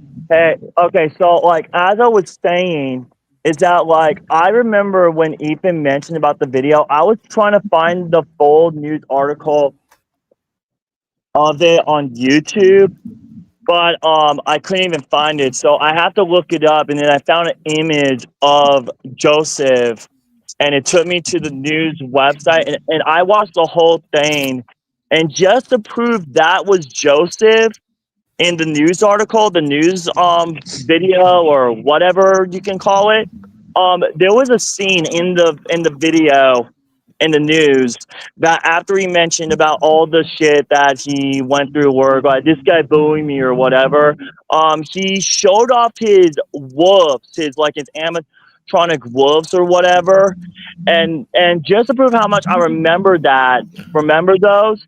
I remember that at the time when I used to be a subscriber to Mr. Metal Doggo, he made a video of doing like an unboxing video of set of those things, and just to prove how much he kind of like a weird person he is, he basically called the animatronic like his best friend or whatever, and just to prove that it was Mr. Metal Doggo, he showed off his Rocket Raccoon collection. That he was like, this is a toy that I got from the Avengers Endgame movie. You have to watch it. It's peak. And my reaction, I was like, holy shit, that is him. You should have recognized it via the voice. Yeah, like Wow. yeah, like I totally forgot like what his voice sounded like, because like the fact is that like when you mention about the Guardians of the Galaxy Volume 3 incident, here's the thing. I was not aware of that incident until around like 2 years later, because at the time during 2023, like, because like here's the thing, like I blocked Mr. Metal Doggo like ever since during the pandemic, ever since like he was getting on my nerves and all that, and ever since when Preston told me about the incident that happened at his grandmother, which I think the incident happened back in 2019 or during the pandemic. I'm honestly not too sure, but I did remember that I think Preston had told me about it during the pandemic. I'm not too sure. And like ever since he told me that, I was stunned. Like I was in shock that I immediately cut ties with Mr. Metal Doggo, and I was like, bro, do you even know how to shut the fuck up and just leave him alone? Like the way of how he was doing like that's the thing that I don't like about Mr. Mel Doggo. Like, the fact is that, like, the way that he called Preston while he was at his uncle's band concert, and the part when he was staying at his grandmother saying, like, you don't care about me bullshit. Like, to be honest with you, Preston, the way of how he did that is considered harassment. It feels like it. Well, the person's clearly narcissistic for sure. I mean, that's narcissistic behavior. They're more obsessed with themselves than others. I don't know the reason why, but clearly just mentally ill all the way around. They identify as an animal, and you want me to take them seriously? Right. Thank you. I mean, that kind of like to me that brings up an interesting argument when it comes to this conversation, because I mean, I know this isn't really the time or place or whatever, but while I was watching like Ethan's video, like they were, I'm pretty sure this person was like, they're trans, right? They're like a trans male. That's if I recall. That's what I heard according to Ethan in the video, saying that Mr. Mel Doggo is transgender. But right. And here's the thing, like, I even knew that Mr. Mel Doggo was transgender because, you know what? That reminds me, like, I remember that the first time when I heard Mr. Mel Doggo's voice, I thought it was a girl's voice at first. I mean, it's slightly masculine, but the thing that I care about, like, most of all, is the respecting part. And I don't understand why we're in like a culture like this, to where like we literally have to respect like these evil like evil people who just identify differently because for what reason, right? Like why does Ethan feel the need to respect how this person identifies when they clearly have done everything in their power to not deserve that kind of treatment? Like, trans people should be like respected, right, to a degree. Yeah, if they're terrible people, why would you respect them? Exactly. Because here's the thing. Like, I don't know if you know about this, Zuma fan. Because I know that Ken and Ruben and Preston and even Mitchell knew about this incident, especially Ethan as well. Like, I think you know about the incident that happened to me with my arch nemesis, Daniel Vasquez, where the fuck you can call him. Like during like the incident that I have been facing against with this guy, that's how I met Ezekiel on social media, and that's when like at the time when I first met him, at first I thought he was a guy at first, and then when I looked into his background on Instagram, it actually realized that he's basically a trans man, and he's a really good guy. Like face it, like Ezekiel and I, like as of right now, we saw each other like 3 times. Like the first time I met him, that was when Ezekiel, this was at the time when around like a couple months after I got my 10-year suspension from the Regal Uptown location. This is like, Ezekiel actually felt so bad for me of what the shit that I have been through. He was the one who basically invited me to go see that we can go see a movie, and that's how I chose to go see the biggest Marvel movie of last year, which you know what I'm talking about, Deadpool and Wolverine. So, and the second time I met him, that was when him and his buddies actually invited me to go see The River of Lights.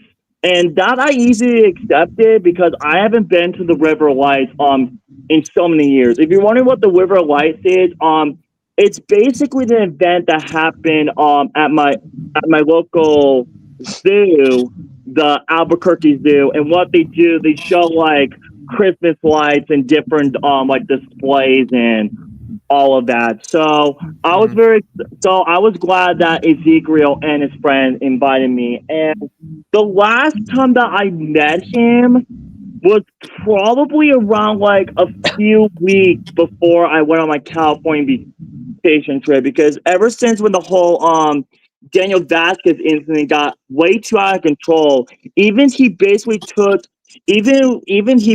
like snuck by like taking a photo of me at the Flix Brew House movie theater during the grand opening. And we were like, I was like so upset about it that I basically got the police involved like 2 times actually. And they didn't, and unfortunately, since they didn't have any evidence for like the harassment or whatever, and since it was all social media bullshit, they decided to don't give a shit. Right. I just find it just interesting that this person identifies as an animal. One of the funny things that I remember, like early on. Who are you talking about? My buddy. Are you talking about No, the person in or Daniel Vasquez? In Ethan's latest video, the person dressing situation kind of thing. I find it funny that the person identifies as an animal. Like we don't have to respect that. No, that's fine. We don't have to call them an animal. See, that's good. See, that's crazy. I remember that Mr. Bell like changed his username like multiple times, saying to like Bo or Zero or what the hell it is. Like, I remember that. I remember that 110%. But the only thing that I'll say, like, obviously the person's terrible, but the thing that I find strange is like why, like, when we give them respect, by that I mean like, oh well, they're trans, so I'm going to call them what they want. To me, that's almost a level of respect that they don't deserve. The person is quite clearly mentally ill. They're narcissistic. They treat everyone like trash. I don't understand what the need is. The only thing I can say about like Ethan, like he respects the person's gender, so he doesn't get in trouble. But honestly, we should don't do this with like every trans person. Obviously not. Like, you know, there's a lot of respectable ones. Right. I'm saying that for these trans types that are like obviously just terrible people. Like I'm genuinely, I don't see why you would respect hold on. identify. I have to put. Oh my god, what happened? Let's set it on the plate. Oh, sorry. Preston, where are you, brother? Oh, you know what? It's like this. Oh, you know what? Yeah, it's like that. Like that. Right. I mean, I don't know. Preston, like how you feel about it. There's a lot of sprinkles on there. Sorry about that, you guys. I'm just setting up my birthday cake. Right. You should mute yourself when you're doing that, though. But Preston, how do you feel about like what I'm saying? Hold on. Don't put it on there. I am mostly agreeing. Yeah, I just right. I think people are like they don't want. Oh my god, dude, you it's the edible part. Try remove all the sprinkles as you can. I can't believe I just freaking did that. Why the hell did I put sprinkles on the top of my cake if I had to put the decal on my cake? There we go. What's his name? Dakota? Dakota, just mute your mic, bro. Mute it. Yeah? Mute your mic. Figure your cake thing out while I'm trying to talk. Oh, yeah. Just mute. Yeah, sorry. Mute and then I'll mute when I'm done, okay? Please. Yeah, Dakota Harvey. I'll put it on. That's not what I asked for. No, I'm not asking you to put the camera on. I'm asking you to mute the mic. Yeah, I'm sorry. Okay, thank you. Sorry, you have to yell sometimes. Like this is to get things going. But yeah, I'm simply saying like I think I think a lot of these people do a disservice, let's just say, to the trans community to even it. Like I can only imagine if you were someone in the trans community, you would not want this person representing you. You know what I mean? Like I have no idea why you would respect this person's like gender. And obviously like saying like, oh, you should misgender them on purpose. Like that sounds really bad. But I mean like genuinely this person has done nothing to deserve that kind of respect. So I absolutely would do it. I see no reason why you shouldn't. It's like, oh well, but it causes mental pain. It's like, okay, they've been doing that the same way the other way around. They don't seem to care. You know, so I don't know why they deserve it. And I don't know, like Preston, obviously you're not going to say much on that. That's some spicy territory. It is. It's very morally ambiguous territory. Is it? I think it seems simple. Like, like a lot of the times people say like, "Oh, treat others how you wish to be treated." You know what I mean? Yeah. Is that, you know, sometimes it's going to be like situational or whatever, right? But I think for the most part, I think that handles well. So like to me, I'm just like, well, if you don't want to be misgendered, maybe stop being a terrible person. You know what I mean? Like, yeah, I don't get why we in the society we're so terrified of this. It's like, oh, we got to respect everyone, no matter how bad it is. Like even you're putting transgender prisoners into the prison that they identify as. Like what kind of nonsense is that?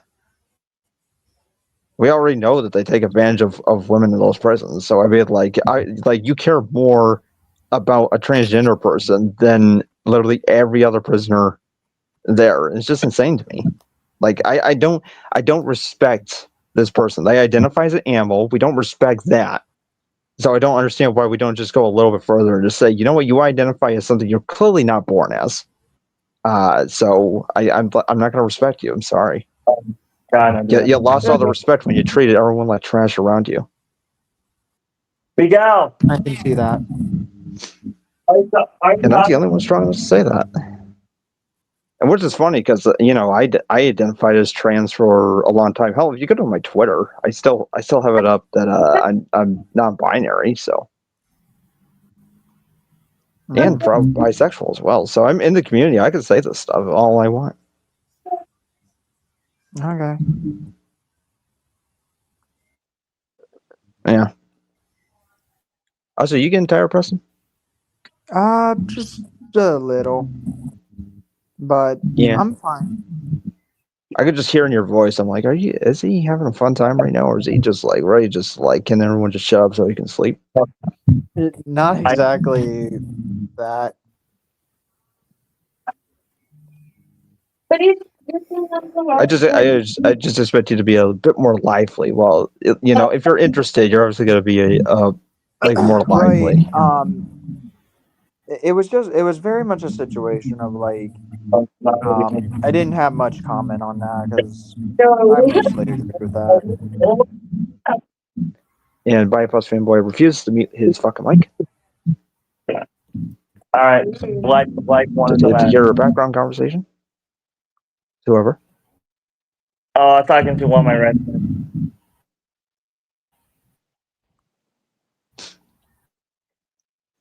But yeah, I don't really even have much to say on your situation specifically. I'm like, oh yeah, that's a trashy thing to do. You shouldn't have gone through it. But I mean, I think in a way, it could be a learning experience to like, you know, once you go through that kind of thing. Oh, he left again? Jeez.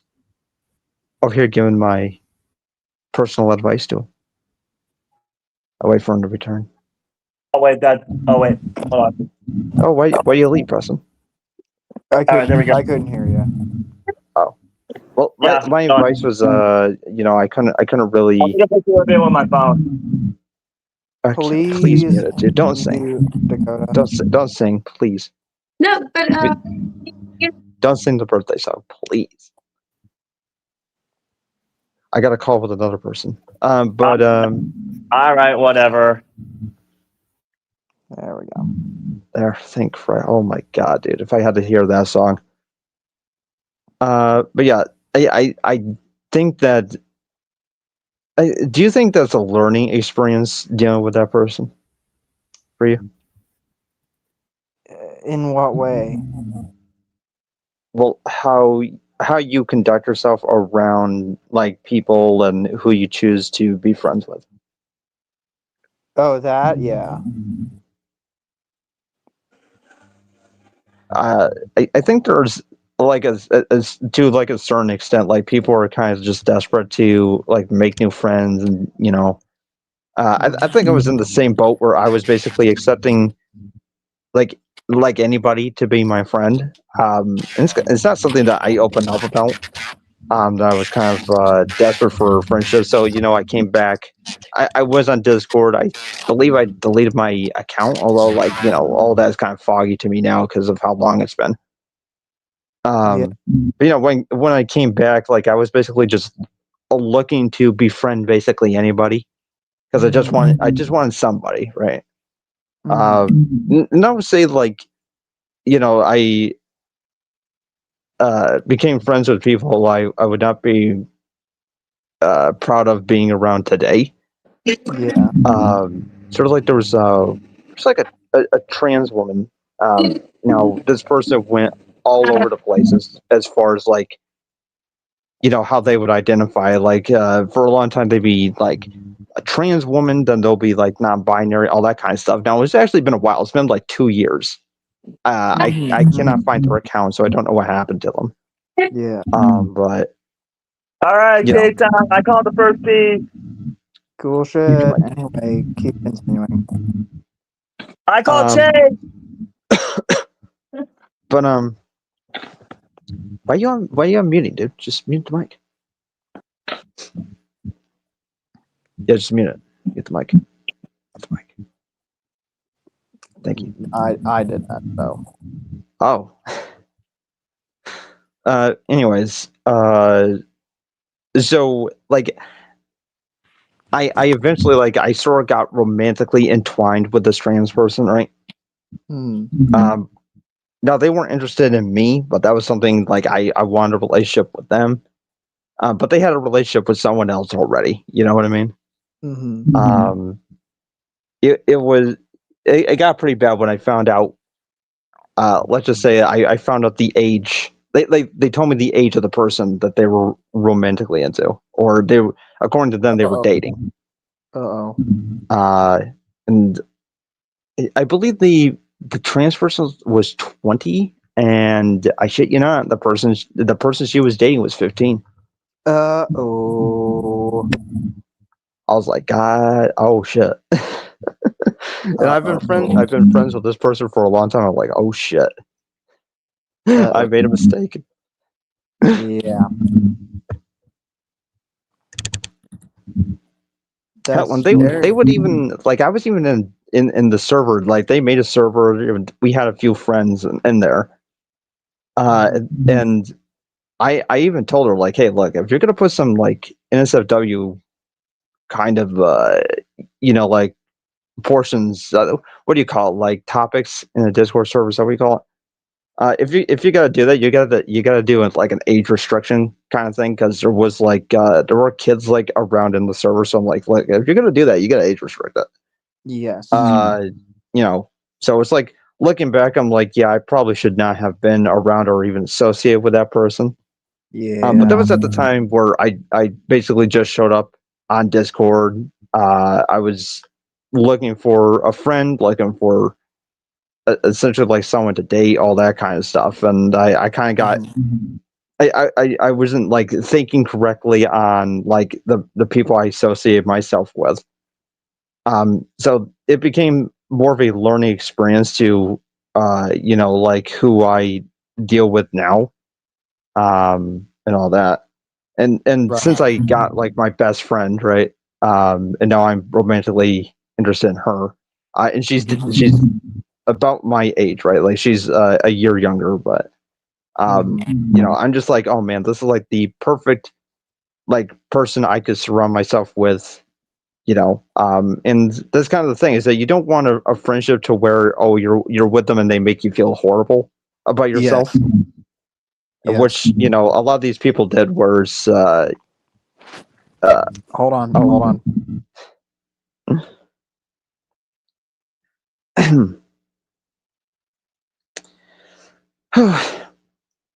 StreamYard, man. StreamYard, Sorry. very good. Sorry. When people leave, cuts off sound. So continue. Yeah, I know you said that earlier, but yeah, like I mentioned, when you don't want a friend that makes you feel terrible, Right. and you want a friend that brings out the best in you. Exactly. And a lot of these kind of people and communities you surround yourself with, a lot of the time they're not going to be doing that, and they are going to make you a worse person as a result. And I can confidently say I was not a good person during that time, and I did things that I quite regret, and I wish I hadn't done them. And you know, associating with them was one thing. They were definitely, like I said, mentally ill, or it's not necessarily that they're like an evil person. You know, like they were going to therapy and that kind of stuff. It's just it's not a healthy thing what they were doing, and that was quite obvious. And I tried talking to them about that. Like, look, this like you can't date the person of this age, and they're like, oh my god, but you don't understand like how important this person is to me and all that kind of stuff. I'm like, yeah, you like. Would you say that about like a pedophile? If they said that about like a child, and they're like, "Oh, why are you accusing me of being one?" I'm like, "Well, you kind of fit the definition, bro." Yeah. Hey guys, I'm back. I got my chase piece. That's cool. But yeah, it's a learning experience. Hopefully, you do learn going forward, like Yes. I did. So I'm always making sure, like whoever I associate with, you know, I want to make sure that they make me a better person, and also like I make them a better person. Yes. That's like the important thing is that you know that you're becoming better as a result. And I would say that that's what my best friend and I are kind of doing. Sort of like the things with other people.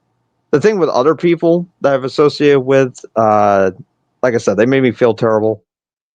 And I can't even get into like the reasons that they made me feel terrible because that's not allowed on YouTube. Oh, he left again.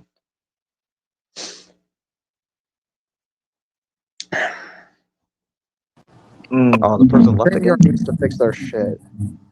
Yeah, exactly. Dude. Like I was freaking Doug, like getting cough up a couple gold coins. But yeah, like some of the things that I regret I can't even see on YouTube because again, it's pretty sexual territory. Let's just say that. You don't have to put it in the back. Oh wait, sorry. But still, like, I'm just glad that I got a friend who like got me out of that kind of thing, and like, do you have friends like that like got you out of that? I'll be right back. Do you think you have like truly good friends? You know, like if someone were to ask you, like, are you truly friends with them? Do you think that this person really cares about you?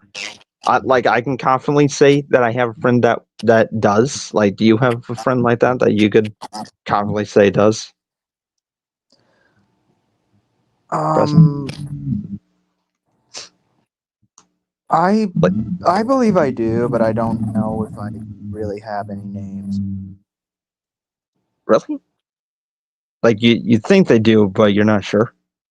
Wait a minute, I thought I muted my mic. Muted the game. Damn it. You're gonna have to help them out. I'm meaning that I know that I have friends that I believe care about my best interest, but I can't exactly name them right now. Mm-hmm. Is it like they prefer to stay private? Or you don't know? They want to stay private, or More of the latter option, I guess. sure? Are they like in real life, or is it like on the internet? Combination of both. Mm-hmm.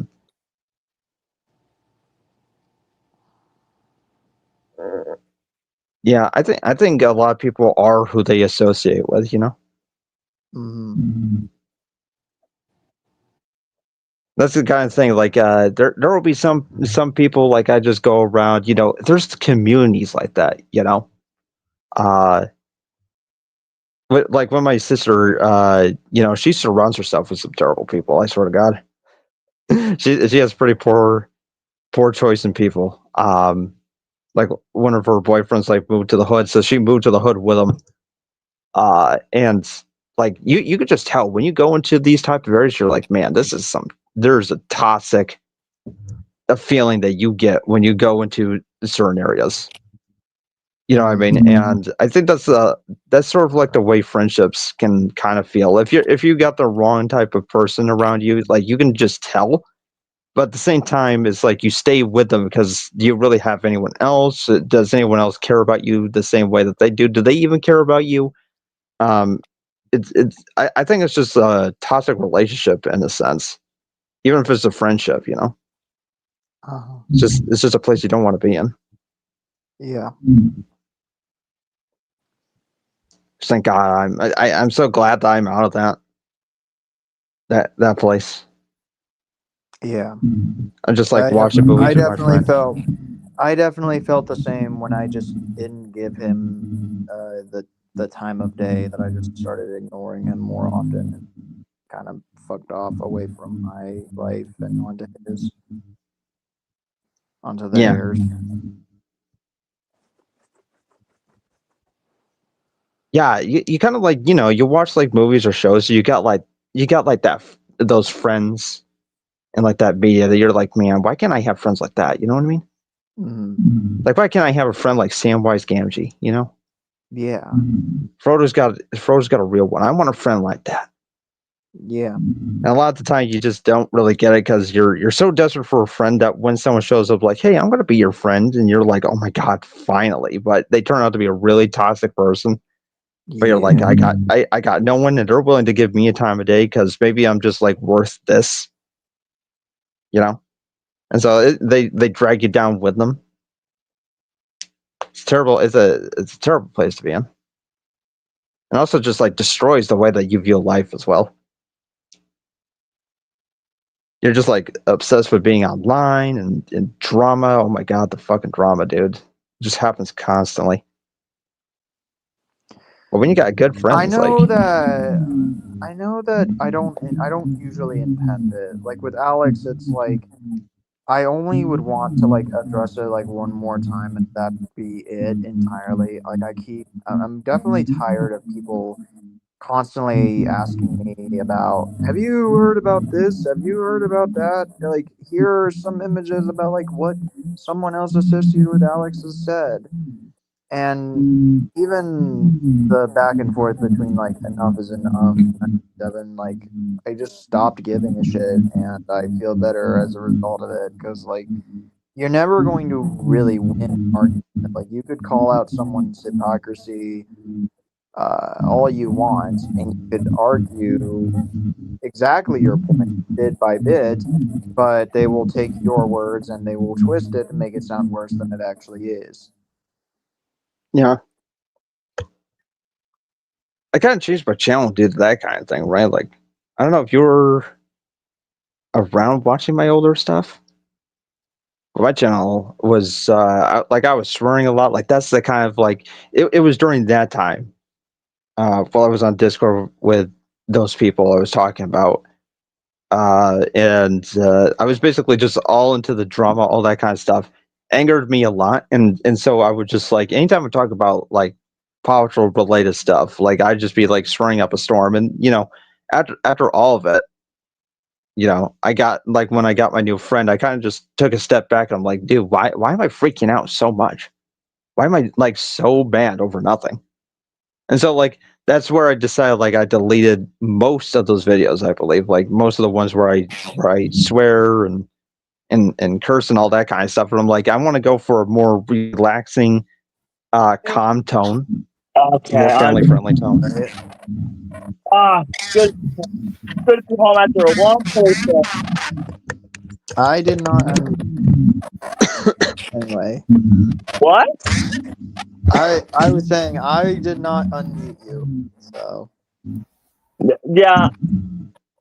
Yeah. Well, I unmuted myself.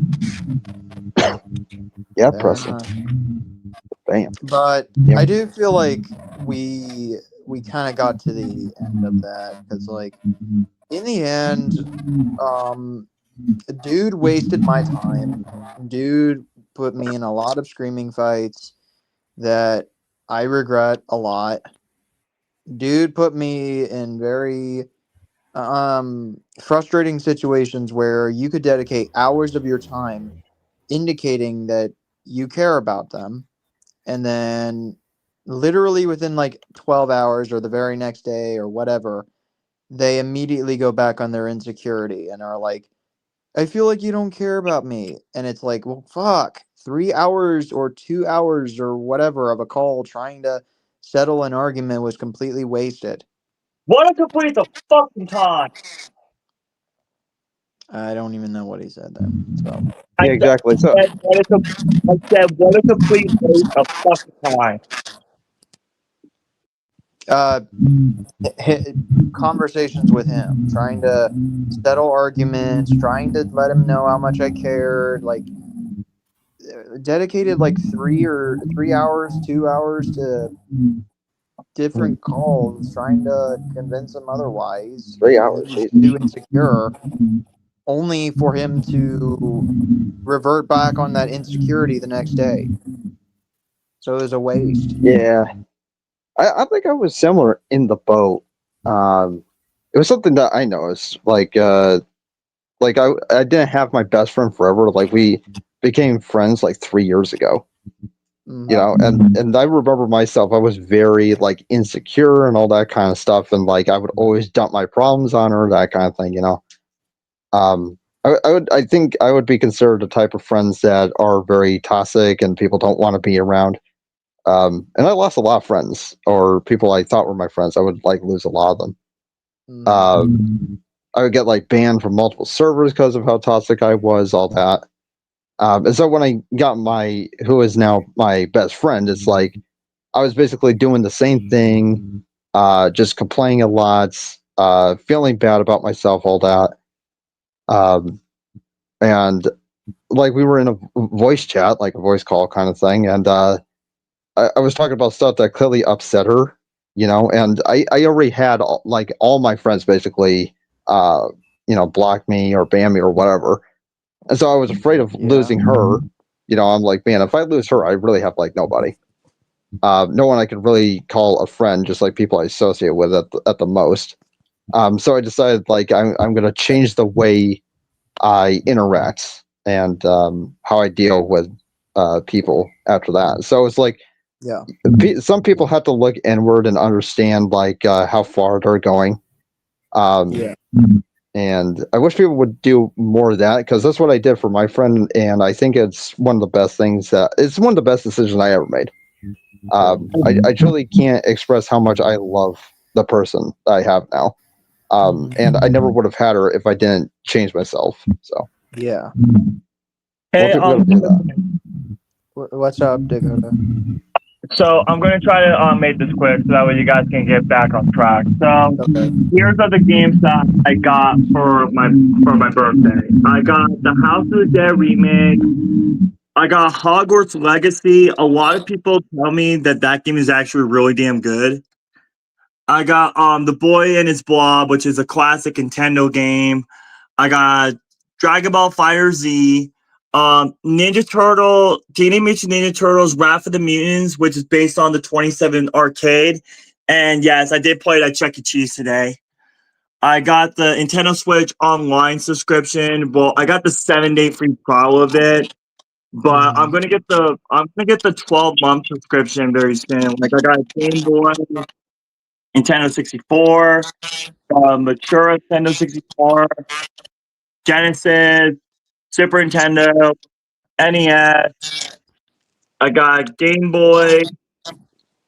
I got the Tron, the Smurfs Village Party, which is basically kind of like Mario Party. I got Mario and Sonic at the Tokyo Olympics.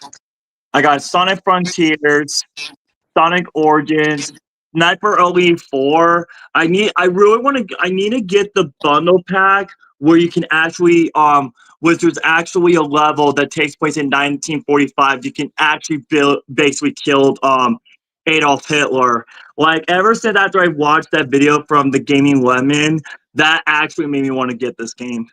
Which I love the Gaming Lemon. He's an awesome YouTuber. I got Smurfs Kart, kind of like Mario Kart, but I gotta give this a try. I got Sonic Mania, Mortal Kombat 1. I got the House of the Dead 2 remake. Plumbers Don't Wear Ties. I already talked about that. I got Dragon Ball, Xenoverse 2, I think that's how you pronounce it. Xenoverse 2, something like that. I got Lego Marvel Superheroes, and I got Ghostbusters Spirits Unleashed at the edition. So yeah, that's all the game. That's the games I got for my birthday on my Nintendo Switch. Oh yeah, I have played Sniper Elite 4 before. Actually, that's a fun game. Hi, Miss Yo. I didn't know you were back. Yeah, he was. Yeah, I was muted the entire time. Satsuma was talking. It's a little hard because I have the collector's edition on the Xbox. The reason why I decided to get the collector's edition because there's actually a level that takes place in World War II that you can that there's actually a mission that you can actually basically kill Adolf Hitler. And the reason why that I was aware of that, it was because back in like 2017, I watched a YouTuber called the Gaming Lemon, and he actually played the Hitler level. And the best thing I really love about Sniper Elite 4, when you do those kill shots, it has like one of those X-ray scenes that you basically show the bullet like puncturing like killing like the bladder, the heart, and the skull and all that, which I thought the X-ray kills were so fucking cool that it actually made me want to get the game. Yeah, it's just like any Sniper Elite game, actually. I played a little bit of it, but I have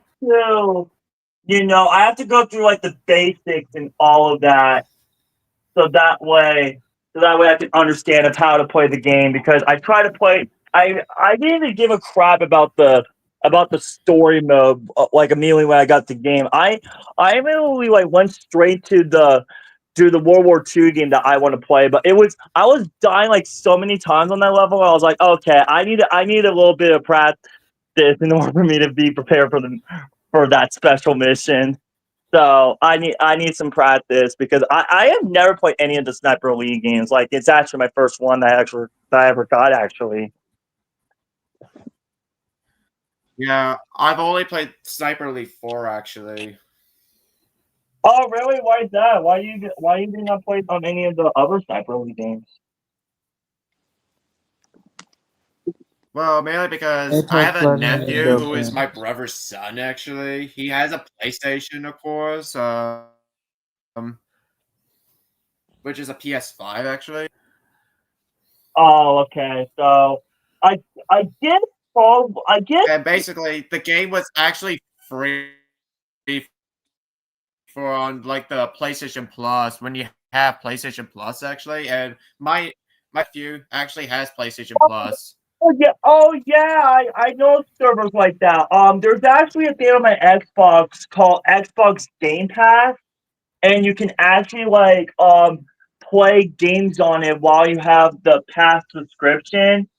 But honestly, I'm not gonna get the pass eventually. Well, not just yet, because the only time that I will definitely get the Xbox Game Pass, I really want to play Grand Theft Auto Online. but unfortunately, it's only available on the Game Oh, Pass. nice. Yeah, you need to have the Xbox Game Pass in order to play Grand Theft Auto Online, which hopefully they'll definitely update Grand Theft Auto Online in the future when GTA 6 comes out, which I think they will.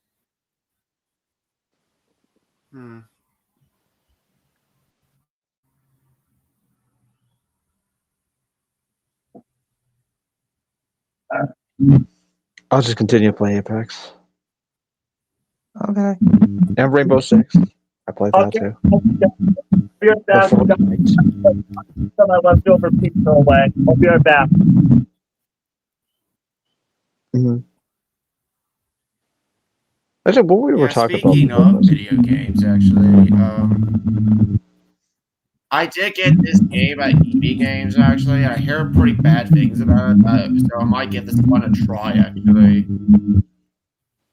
Where are you from? Why is it so light outside? Because he's from New Zealand. New Zealand. Okay. It's daylight savings, actually.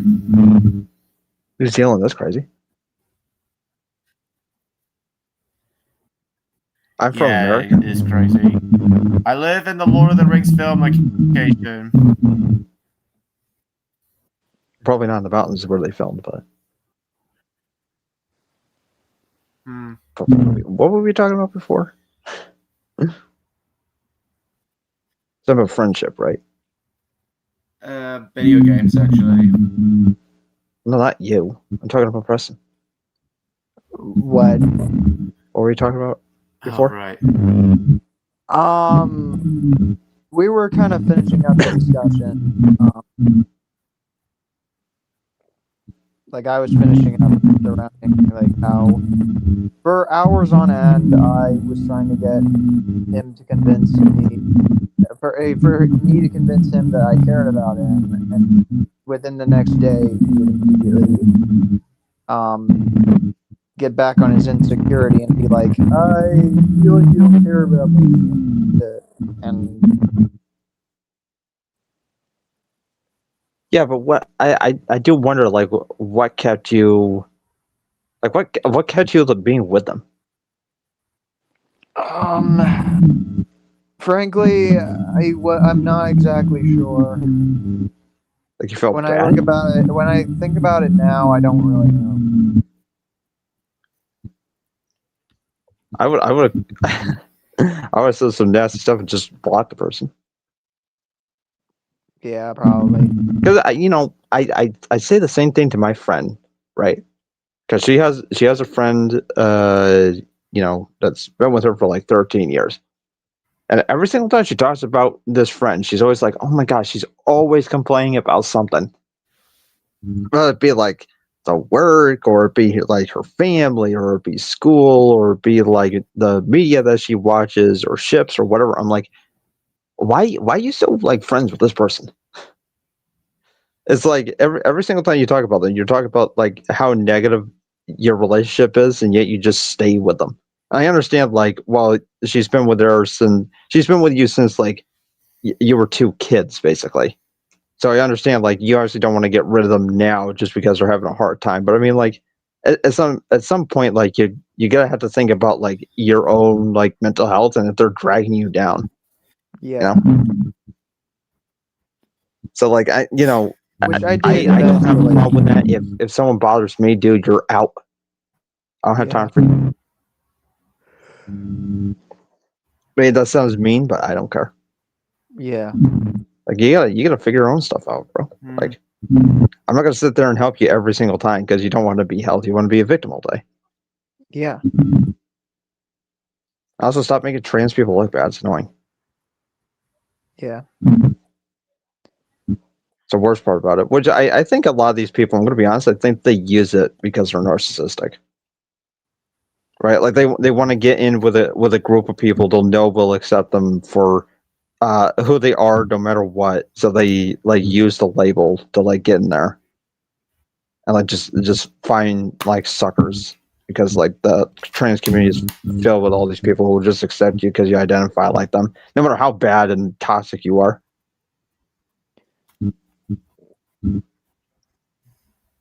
So yeah, good thing. Just surround yourself with better people. If you come across people like this, you should obviously like give them a couple chances. But if they take advantage of you every single time, like dude, just cut them out. You know what I mean? Yeah. Just cut them out of your life permanently. Just don't deal with them. That's what kind of shocked me about watching the video. I'm like, why? Like, we're gonna take this person seriously? And they ended up on the news because of the whole like autistic thing. Like, I genuinely cannot even believe that like the news felt the need to bring that up. I cannot even believe it.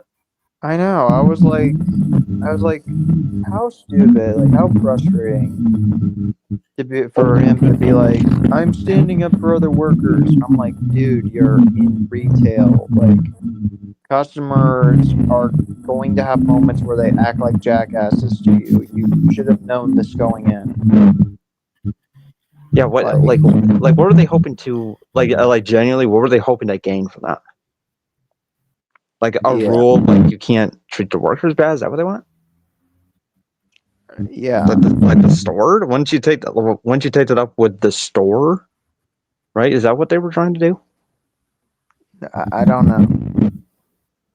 But then the news comes out, like, oh my god, like they're autistic. Like, dude, I'm sorry, but can you stop, please, talking about autism like it's this big shield to protect people with? Please. Like, are autistic people just like incapable of functioning in society? Do they need to be put in straight jackets? That's kind of bullshit. Well, that's kind of bullshit for people to think, because I have autism myself. What is this guy's excuse? Right, I'm just saying, like the news treats it like, oh my god, this is so beautiful and powerful that this autistic person standing up for workers and other autistic people. It's like, unless you're severely autistic, you can function just fine. Yeah. As an autistic person, you can literally function fine. You're not that different from everybody else. Like, you're a little bit quirky, but that's about it. Yeah. You're not that different. Like, calm down. Literally. I have autism too. Yeah, I mean, like, it'd be one thing if someone was like severely autistic to the point where they couldn't communicate as effectively. But in cases of mild autism, it's like, why are you treating it like this? Like, we're not meant to. I don't even care, like, to say this. It's just for the sake of the argument. Mild autistic people are not retarded idiots. Like, that's what they think. It's like that everybody with autism is just a retard, which they're not. Some of the smartest people in the world are autistic. So this is literally dumb. Yeah, I mean, they're also not like they're not like disabled. Speaking of people with autism, I remember that I watched a movie back in high school. I forgot the title of the movie. It was so damn good. It's about this lady who's basically autistic, who's actually very intelligent, and then after that she became a famous world speaker or spokesperson or whatever. I forgot the name of the movie though, but it was such a damn good movie. It was that good. I need to find that fucking movie. It's so good. I couldn't stop thinking about that like ever since I saw the movie in high school. Like, I watched it one time and that was fucking it. But other than that, it was such a damn good movie. So what was mentality that I don't know the name of the movie. It's about this young woman who's basically autistic, but he's very intelligent, and he's also some kind of inventor back when she was very young. And due to his autism, and since she was so smart, she became a motivational I think I'm saying the word right. Motivational speaker, something like that. But I forgot the name of the movie though. Is it Temple Grandin? Show me the poster.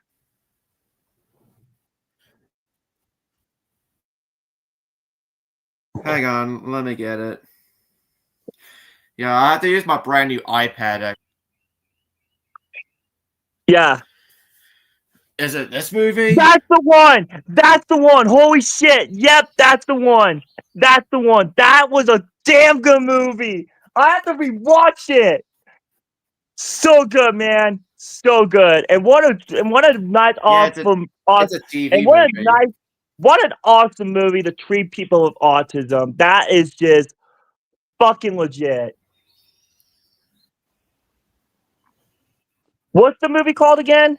The one that you showed me. Temple Grandin.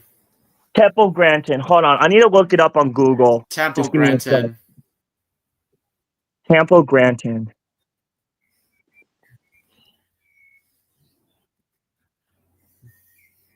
What is kind of funny though is that when you see autism represented, one of the things that I really like is the fact that every single time they go for the severely autistic. You know what I mean? Yeah. Like I saw Daniel Tiger do that, where they have like an episode about this autistic kid, and it's the severely autistic kid. Because it's like, what episode can you even make of a regular autistic person when most of them are basically just normal? Exactly. It's like, oh, well, we can't make an episode about that, but we're going to represent you by showing you the most severe types. Neighborhood. Really great episode. And I know another childhood show that helps treat people with autism, and I think you know what it is. I'll give you guys a hint. It's not Paw Patrol or Bluey or anything like that. This was way before Paw Patrol. I'll give you guys a hint. It's actually my favorite I almost said it. It's actually my favorite Playhouse Disney show ever since I was little. This was during the golden age of Playhouse Disney shows. It could literally be anything. Mickey Mouse. I'm pretty sure Mickey Mouse Clubhouse. It comes across like it was made by an autistic person. It's not. It's not. I'll give you a hint. It's a show that was created by the Jim Henson Company. I literally don't know who those are. You don't know who Jim Henson? You don't know who Jim Henson is? I've probably seen stuff that they've made, but I don't know the company. Jim Henson.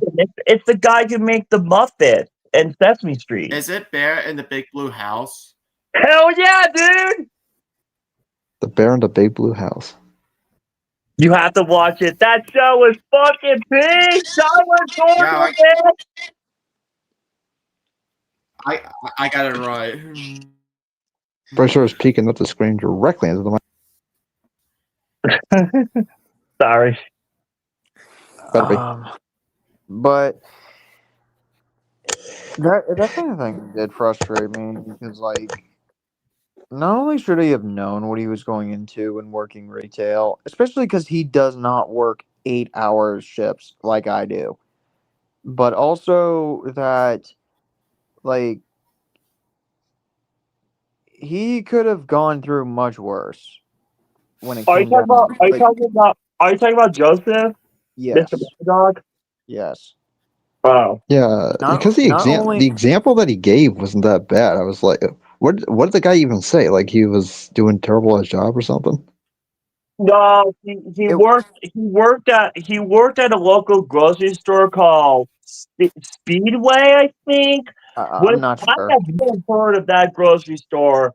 All I know, I think it's only located like in the Bay Area of California, because that's kind of reasonable, because the fact is that, like, I know a couple of supermarkets that are only exclusive to California, like Ralph's and Vaughn's and all of that. And I know that the store Ralph's is actually owned by the same company, Kruger, which you could say that like I have a grocery store in New Mexico, which is called Smith's, which is actually owned by that same company.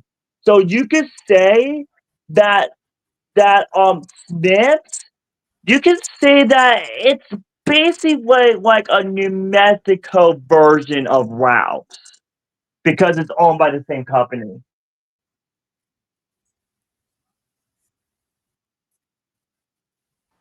It was a case of like, I guess it was a case of not only should he have known what he was getting into with retail, like customers are going to have moments where they act impatient and act like dickheads. It's just part of the job. But he also did not work 8-hour shifts like I have. He did not even work full-day shifts. Right. You could have I was easily just called wondering him a what the part-time worker. person. I was wondering what the person said specifically to them that angered them so much, because I did watch the news thing. I would have to go back, but like All I the example given wasn't that bad.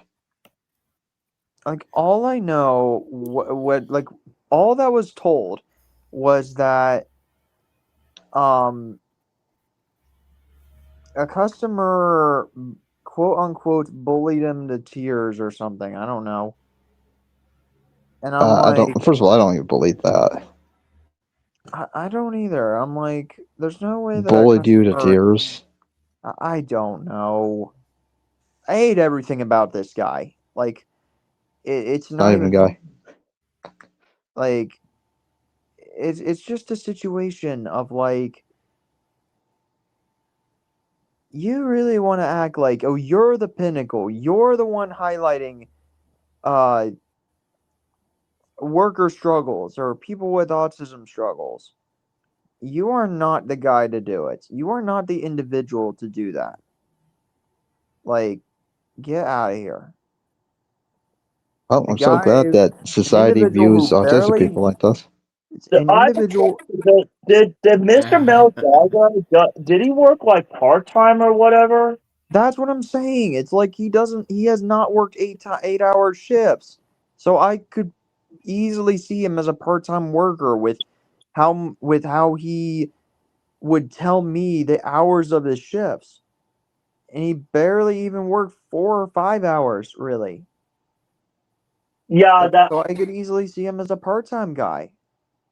Yeah, that's the thing because if I want to work I bust my ass working full-time. He has no excuse. Yeah, well, what I'm trying to say is that like even though I am looking for a brand new job, even if I have to if I want to work like at the movie theater or the event center or Chuck E. Cheese or whatever, even if I have to work part-time, that's actually okay with me. But as long if I like work like 5 hours or 4 hours or whatever. It's just like I'm just trying to find a job that appeals that interests me. Which you should. Like, everybody wants to have a job that like that appeals to not that like makes you happy, that it's what you want.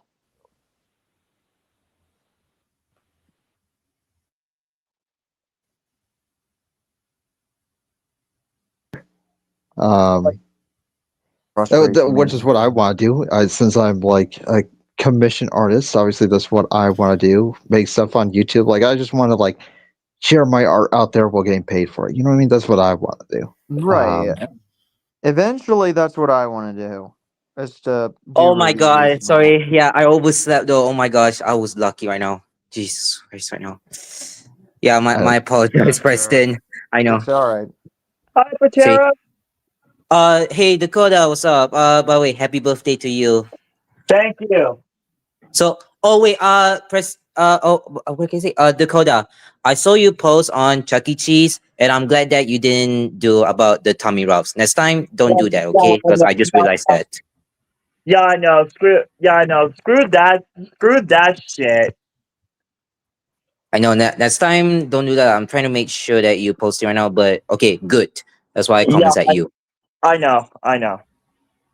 And just to prove that, and just to What is it? prove that, and just to prove that I didn't do that. Where? Here's proof. And yeah, I did brought my little chase buddy with me. Just so you know. Okay, good. Okay, so far, good. So far, so good. Hold on. Okay, wait, just one minute.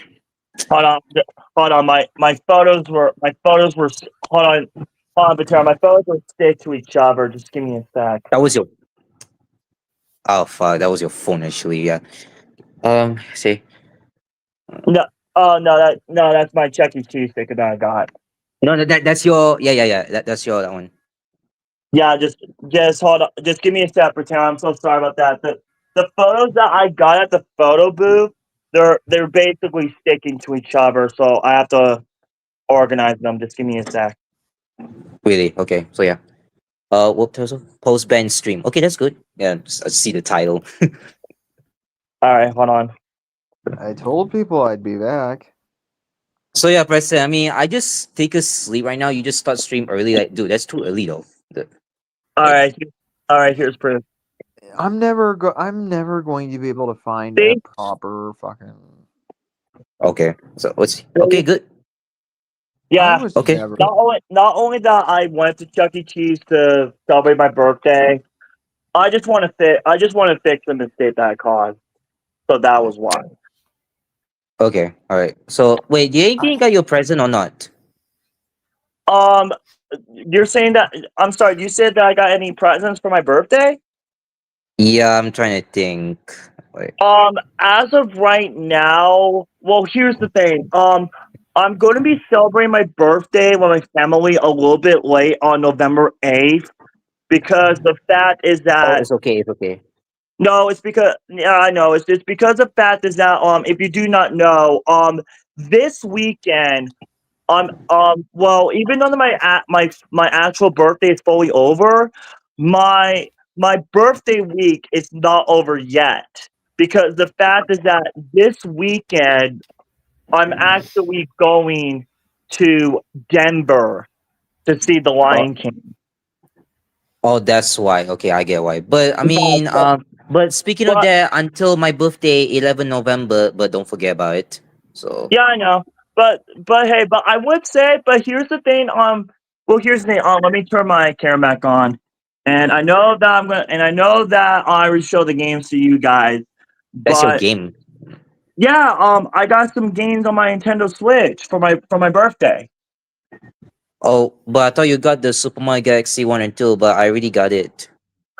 I don't have Galaxy 1 and 2 yet on the Switch. Like that game's expensive. Like $70 for an old game. What the fuck? Wait. For me, like 249 ringgit Malaysia. 249? Yeah, but it's a Malaysia ringgit.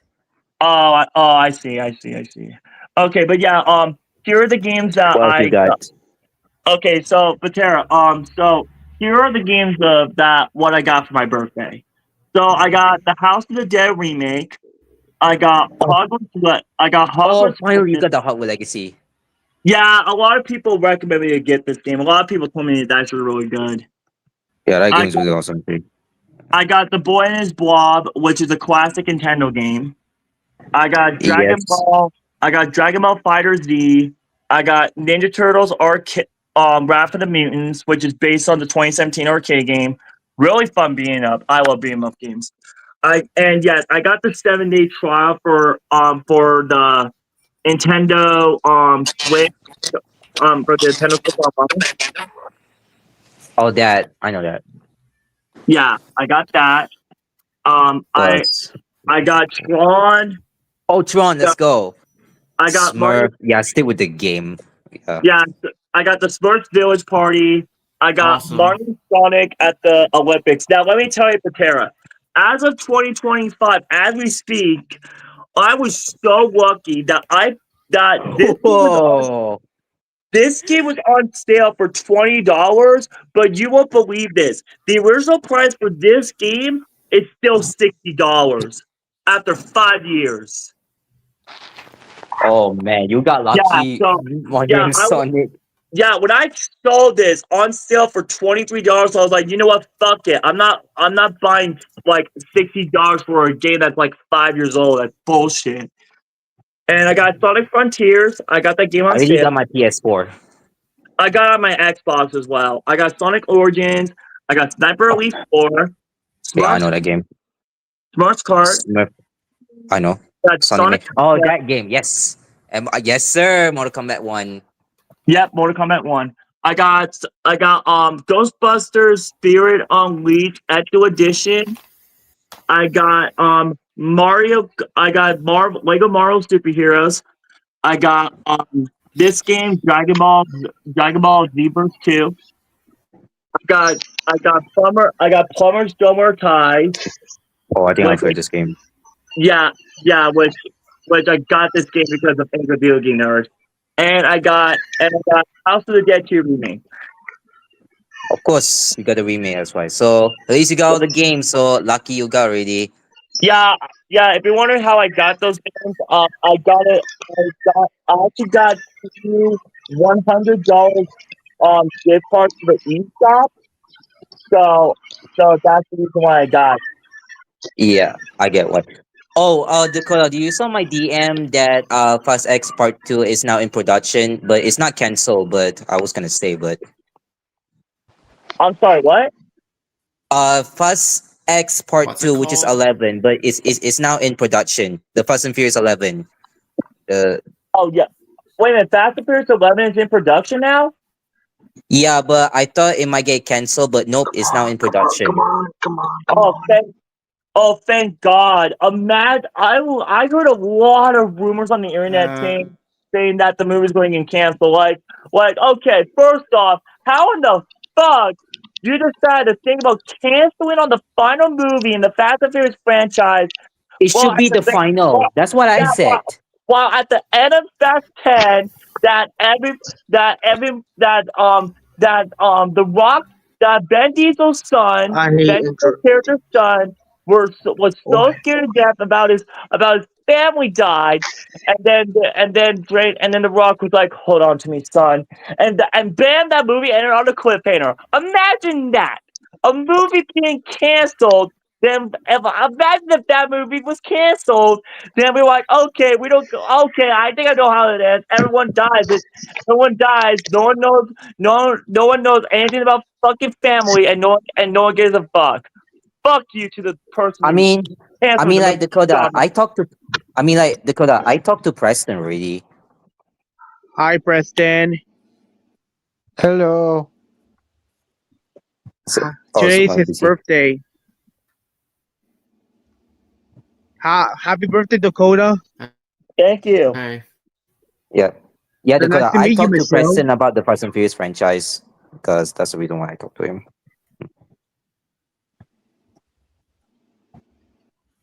The one who played Aquaman, the bad guy from the Fast and Furious 10. Yes. Uh-huh. The guy who played Aquaman. The Jason Momoa. That's why I said Jason Momoa. The one from the Minecraft movie. We're still waiting for 2 years for the Minecraft movie too because the budget is really high up. Chicken jockey. Chicken jockey. Chicken jockey. But if they do, Dakota, imagine the sequel. They will saying that in the dragon. Oh yeah. I would imagine Preston's cousin go to see the Minecraft movie. They'll be like, "This movie's movie guys on the first movie," and they're Preston's kind of dragging. nervous. I'm not kidding. And then Preston's kind of nervous. And then Preston will roll his eyes like this, and will be like, "Oh my God, what a cousin! Shut up!" Yeah. Preston is kind of kind of embarrassing. Okay? I was saying that as a joke because of Preston telling me that story of his experience with the Minecraft movie. Yeah, but Hey, I mean, I'm Minecraft. just hoping that in the I got theater it might Nintendo get chaos DS. again. I'm not kidding. I'm just hoping that Hey, chaos in the Preston. I theater, got Nintendo in the DS. sequel, I'm kind of nervous about it. I saw a meme on Instagram of movie theater employees thinking about Minecraft movie 2 coming out, and then one employee was doing like the Toy Story Woody meme when Woody was like, "No, no, no." Wait. No. Speaking of that, yeah, I know. Speaking of that, Dakota, there will be both. But yeah, Dakota. There will be both same date. The Simpson movie 2 and Minecraft movie 2. Don't worry, I'll watch both. Oh my God. Okay, is it just me, or is 2027 for movies is going to be the best year for movies, man? It's going crazy. I'm not kidding. Sonic 4, Godzilla X Con Supernova. What else? This Beyond the Spider Verse. Don't forget Man of Tomorrow. Baseball 2. Spaceball 2 and Man of Tomorrow. Don't forget about it. I'm hyped for it. Oh, that's right. Brainiac. And also the Batman Part 2. Yeah, it got delayed because Matt Reeves kind of slow. Oh my God. 2027. Holy shit, man. That's going to be like the biggest year for movies. You think that 2026 is going to be the best year for movies because of Coyote versus Acme, Avengers Doomsday, and Paw Patrol, the Dino movie? Think again. And don't forget Spider-Man Brand New Day. Yeah, the Spider-Man Brand New Day. What else? That movie, 2027 is going to be the best year for movies, man. You wait, dude. But speaking of that, And you know also what the Absolute Cinema Odyssey as well. Christopher Nolan. Yeah, I'm hyped for Odyssey. Yeah, I'm just I'm waiting very for it. excited for the Odyssey. I'm hyped for it too. I gotta say, ever since I saw Oppenheimer in theaters, I love Christopher Nolan. Ever since his Dark Knight movie trilogy, especially my favorite Batman movie, The Dark Knight, and let me tell you guys, I motherfucking love Oppenheimer. So I'm excited for the Odyssey. Hey, Dakota, don't forget Interstellar. You never heard of that movie. Oh, yeah, I seen Wait a minute, Interstellar was directed by Christopher Nolan? Yes. It is. I already saw that film. I totally forgot about that. I haven't seen that movie in a while, though. And Dakota, don't forget Leonardo DiCaprio, who is in the Christopher Nolan movie in 2010. Oh, yeah, Inception.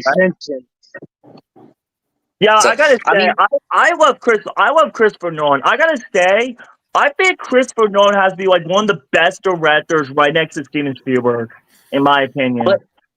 But the other thing that you know what I mean by Absolute Cinema, and that is Super Mario Galaxy movie. I'm there right now in the theater. Man, I'm excited for that movie next year, dude. The hype is on right now. My hype is on. And speaking of Mario and also the Mushroom Kingdom, you guys probably know that if you guys have seen my California blog, Speaking about Toy Story 5. This is my map. This is my posted map of Universal Studios Hollywood. As you guys know, I already went to Super Nintendo World back in July. I already been I've there never already. been to Super Nintendo World. You have I've been there in Japan. That land is freaking dope. I had a blast there. But the other thing that I know the franchise still keep on going. If I watch Toy Story 5 and Ice Age Bowling Point, oh man, I'm kind of nervous about it, actually. I have to watch it in theaters. Okay, I'm not excited. I'm not. Now here's the thing: if Ice Age Bowling Point, if it does get good reviews by the audiences or the critics, of course, then, I will go see the movie in theaters. Now, as for Toy Story 5, I know a lot of my subscribers are not excited for that film, but we know. here's the thing. I saw Toy Story 3 in theaters back in 2010 when I was 10 years old. And I saw Toy Story 4 9 years later when I was 19 years old. And this is going to shock to all of you guys. And not just that, and just to prove about all of that, check it out. You got because we got the anniversary, the first Toy Story. That's the popcorn bucket that I got when I went to go see the 30th anniversary of Toy Story. And just like last year in The Lion King 30 years. Yeah, and let me and not just that, believe it or not, then I saw Toy Story in theaters, and then I saw Toy Story 3 and 4 in theaters. The only Toy Story movie that I have to see in theaters now is Toy Story 2. And who knows? Maybe in 2029, when I turn 30 years old, I'm keeping my fingers crossed. Hopefully, Pixar will do a 30th anniversary release of Toy Story 2. Of course, yes, I know. If they do that, I will definitely see Toy Story 2 in theaters because here's the thing. When it comes to now, let me give you my opinion on the Toy Story franchise. The first movie, absolute classic, big huge part of my childhood. The second movie, I can understand why a lot of people call Toy Story 2 the best movie in the series, and a lot of people say that Toy Story 2 is basically like the best sequel, kind of like Star Wars: The Empire Strikes Back. So yeah, I honestly agree on that. Toy Story 2, amazing movie, but however, every time when I watch the movie, I remember that as a kid, when I first watched Toy Story 2 on VHS as a kid, there was actually this one scene when Jesse talked about his backstory of his owner, and they were playing that song "When Somebody Loves Me." I remember that as a kid, I literally got into tears. Like I felt so bad. I felt so bad for Jesse after what he had been through. But Toy Story 2, amazing masterpiece. Toy Story 3, I have to say this.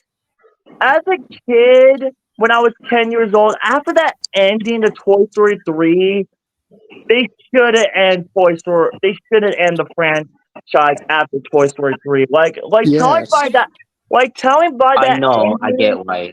yeah, telling by that ending in Toy Story 3, that would be like an amazing ending to the franchise. Well, here's the thing: if you want to keep this franchise going, how about just make like a Toy Story, these Toy Story specials, like the Toy Story short film tunes, even those other Toy Story ABC specials, like the Toy Story of Terror and the Time Forgotten.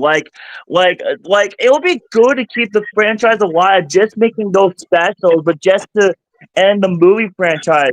But with Toy Story 4, however, I gotta say, I would have been Toy Story 4 was good, and then at the end of Toy Story 4, we all know that Woody decided to stay with Bo Peep, and then after we saw it in the theaters, we were like, okay, that might be the last movie in the franchise, right? Ron.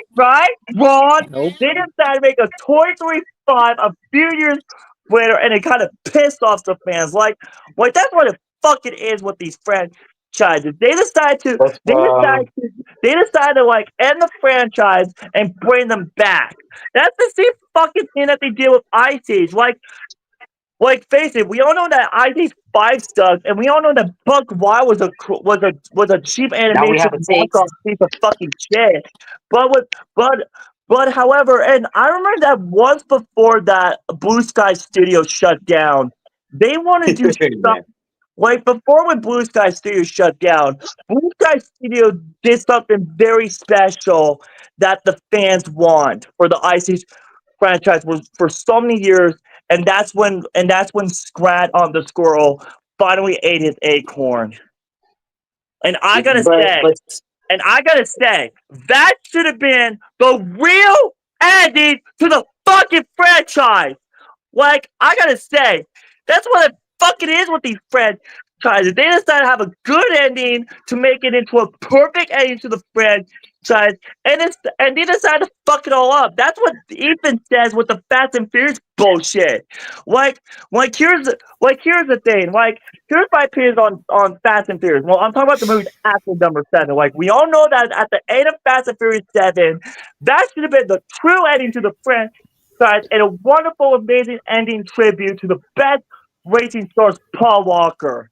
But as for Fast and Furious 8, however, Fate of the Furious, that was Fate of the Furious, man. Oh my god. I remember that I saw the Furious. I didn't hate the movie. I really liked the action scene and all that, but the story, holy fucking shit, dude.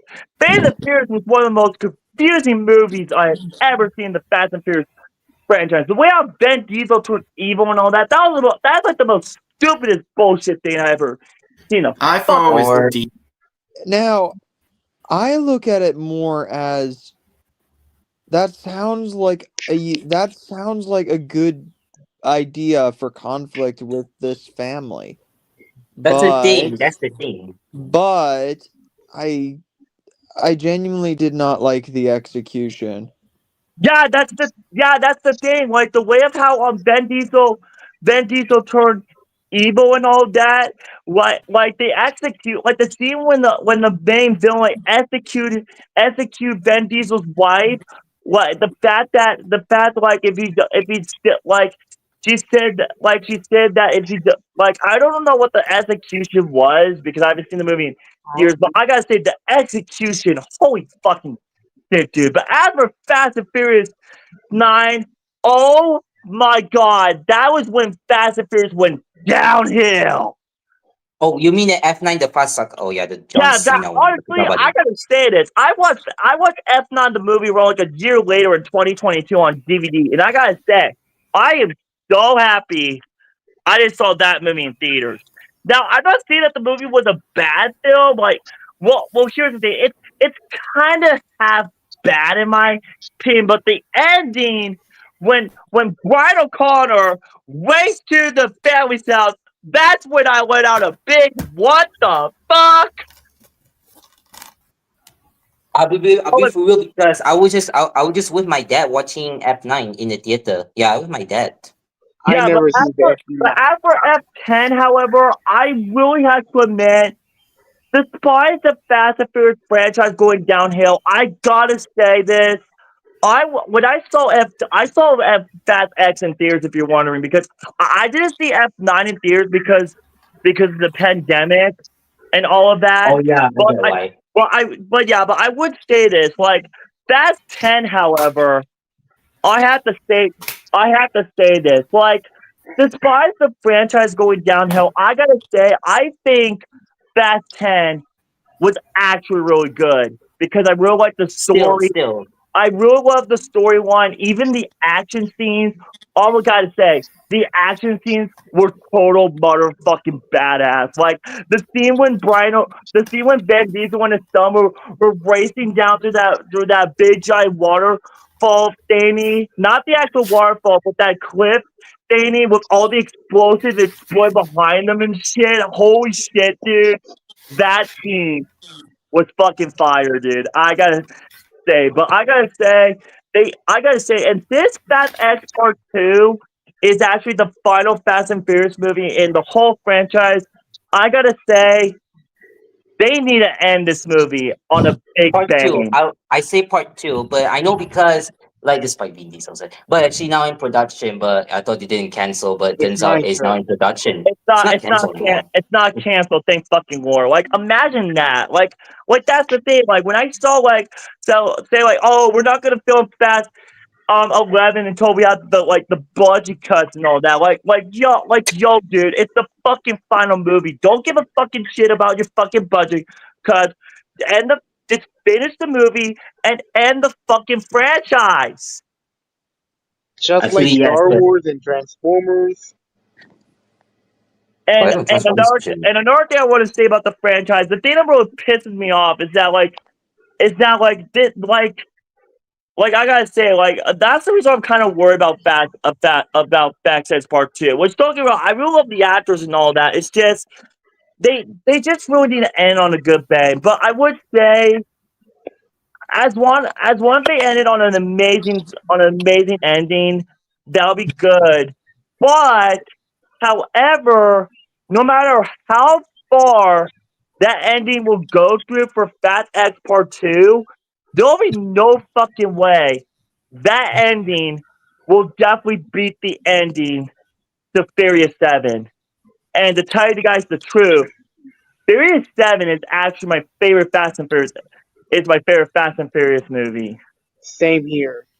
And another reason is and another reason I want to mention, that's one of the reasons that I think Black Panther Wakanda Forever, like, no offense, I love the first movie, but the reason why I really love the second movie, even more in the first movie, not like Black Panther 2 Wakanda Forever, it is like more than a movie. It is like watching a big, huge 2.5 hour funeral movie on the big screen to honor Chadwick Boseman. And I gotta say, like, I remember that ever since when Chadwick Boseman died. I remember that when Chadwick Boseman died. I remember that I was crying my eyeballs out for literally. I didn't cry, but I was looking at it. I mean, I didn't cry. I'm just like moment of silence. Yeah, everybody's silent. Yes, everybody's silent. Well, for me, I cried so fucking hard for literally a week. Not because of Chadwick Boseman's death. It was because that the part when I heard that Chadwick Boseman died from during 2020, aka the worst shit I ever had in my fucking life. That news was the final straw that broke the camel's back. And yeah, I know I'm just kind of stupid, but just like the Ledger. Yeah, like died in 2008. What do you say, Preston? What? I didn't say anything. Oh, okay. Oh, okay. But I was about to say something. So yeah, on October 28th, yes, I got 5 days left. I'm going for vacation. So wish me luck. So I'm excited to hear that, dude. Because I have to go early, like 5 o'clock to 5:15. Oh, guys, that reminds me. Speaking of movies, I got amazing news to tell you. Even though that my actual birthday is end, tomorrow is going to be an amazing day. Do you know why? Tomorrow night at 7 p.m., I am going to watch Chris Stockman's first movie, Shelby Oaks. Wow. Oh yeah. I was looking forward to it. I'm watching that. I gotta say, I love Chris Stockman as a film critic, so I get very excited for his first movie. And another thing I really love about these movies nowadays, I cannot believe that a lot of famous YouTubers like the Phil Pooh twin brothers, Danny and Michael Philpott, best known for their Australian YouTube channel Raka Raka. Like according to their interview, they said that like due to the successful movie of Talk to Me, I just need to bring her back. Yeah, but what I'm trying to say is that like due to the according to their interview after Talk to Me, they say that according to their interview of Talk to Me, they say that due to the successful of Talk to Me, they say that they're no longer going to be YouTubers anymore. They're actually. I know, but I'm trying to make sure. I have to make sure for him. Yeah, they're actually now filmmakers now because according to them, they don't live in Australia anymore. They actually live in Hollywood, California now. Yeah, but I know they live in California. But I also want to go to Australia, but I just want to go. And I'm also so happy that another YouTuber, Chris Stockman, a film critic that we all know for almost 20 years since 2009, the fact that he's making his first ever movie is actually really amazing. And like I said, and who knows, maybe due to this, and who knows, even though that my YouTube channel is has around like 28,000 followers, even though it's not as super big like famous YouTubers, that still means a lot of followers to me because I really care about my. I really care about my followers. Like no matter how many subscribers you have on YouTube, at least you really care about them, and that's the power of being a YouTuber. Yes. Actually, yeah, I used to watch Chris Topman. I mean, like, I already subscribed to him, but I mean, the only thing I remember is that when he drank the beer, the cringiest one, the Emoji Movie. Yeah, I remember that Chris Topman Oh making yeah, review I remember on that review. I remember that review. Yeah, that review was so funny, and I remember his review on Dragon Ball Evolution. Oh my god, They ruined all the Dragon Ball Z. yeah, and also to make matters worse, I saw the movie in theaters. Like here's the thing: I wasn't aware about the Dragon Ball movies until I was way older. And after I watched like 3 seasons of Dragon Ball Z, I had to rewatch Dragon Ball Evolution, and guess what? It fucking sucked. Well, yeah, but Emoji Movie was really cringe. Guys. But I would say this. At least Dragon Ball Evolution has some good fighting scenes, like has a lot of kung fu, all that. But I would say this. At least Dragon Ball Evolution is way better than the last Airbender. Well, yeah, but some of their problems.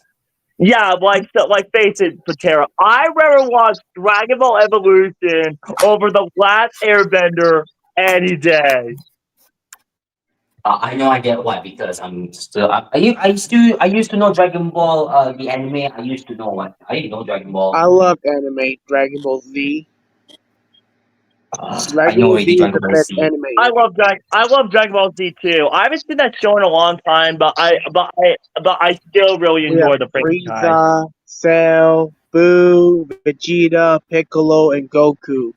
I know him character because I know him actually. But I don't know any of the characters' names besides Goku and Patera because I haven't seen the show in a very long time. The last time I watched the show was like back in 2013. Dakota, thoughts on the K-pop Demon Hunters is returning to theaters once again on October 31st. Yeah, I did hear about it. Yeah, well, if I'm gonna go see K-pop Demon Hunters in theaters again, well, maybe or maybe not, because the fact is that like the movie and the standalone versions on Netflix, and I can watch it anytime I want. Also, it's okay, it's fine. Yeah, and best of all, I already saw the movie in theaters, and I saw the movie in theaters anyway. So, but I would say this: I will check tickets for it.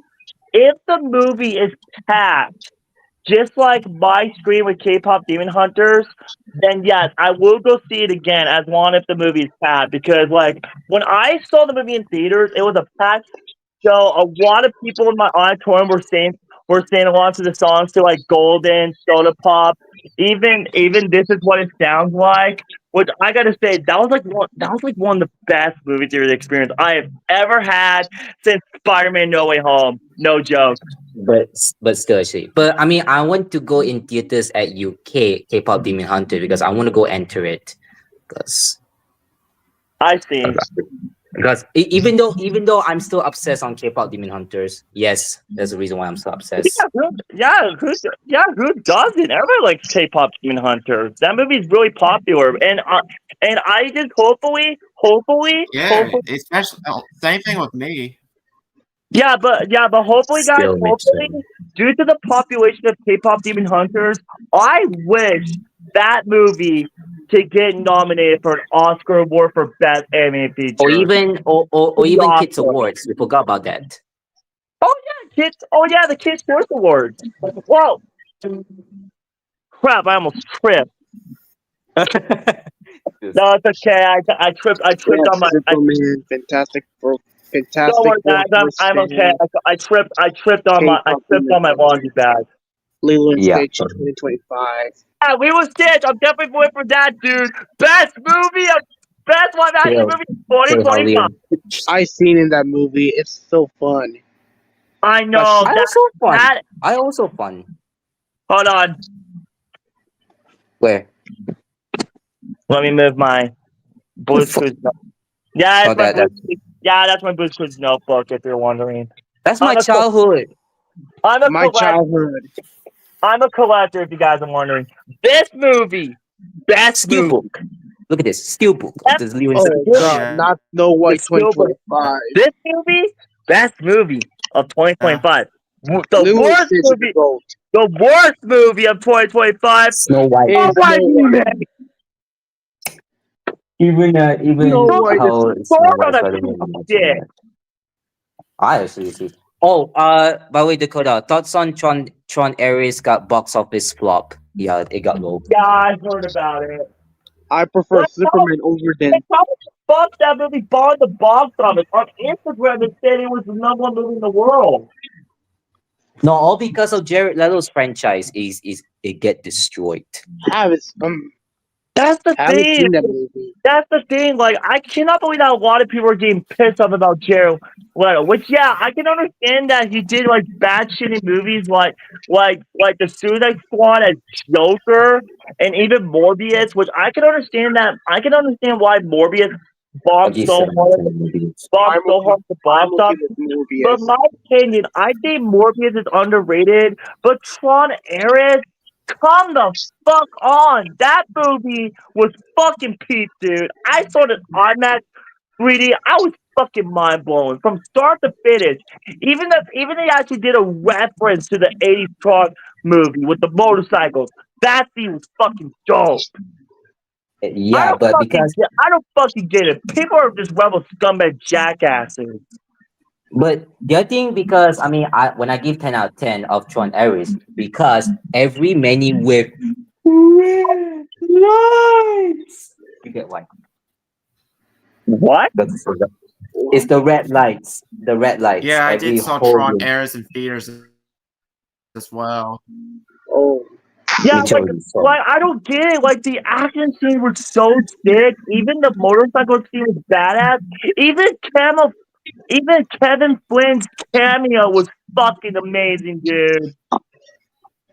Oh yeah, of course. Especially, you cannot forget the soundtrack. The soundtrack in the movie was kick fucking ass, dude.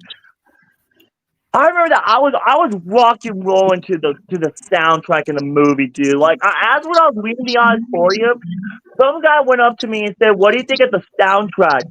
And I was like, "Yo, that soundtrack was." I love the soundtrack. No thanks for that. No joke. I literally said that after I said that movie was a kick-ass movie. The person right next to me who sat in my row right next to me, he said, "What do you think of the soundtrack?" And I said, "Yo, that soundtrack was fucking sweet."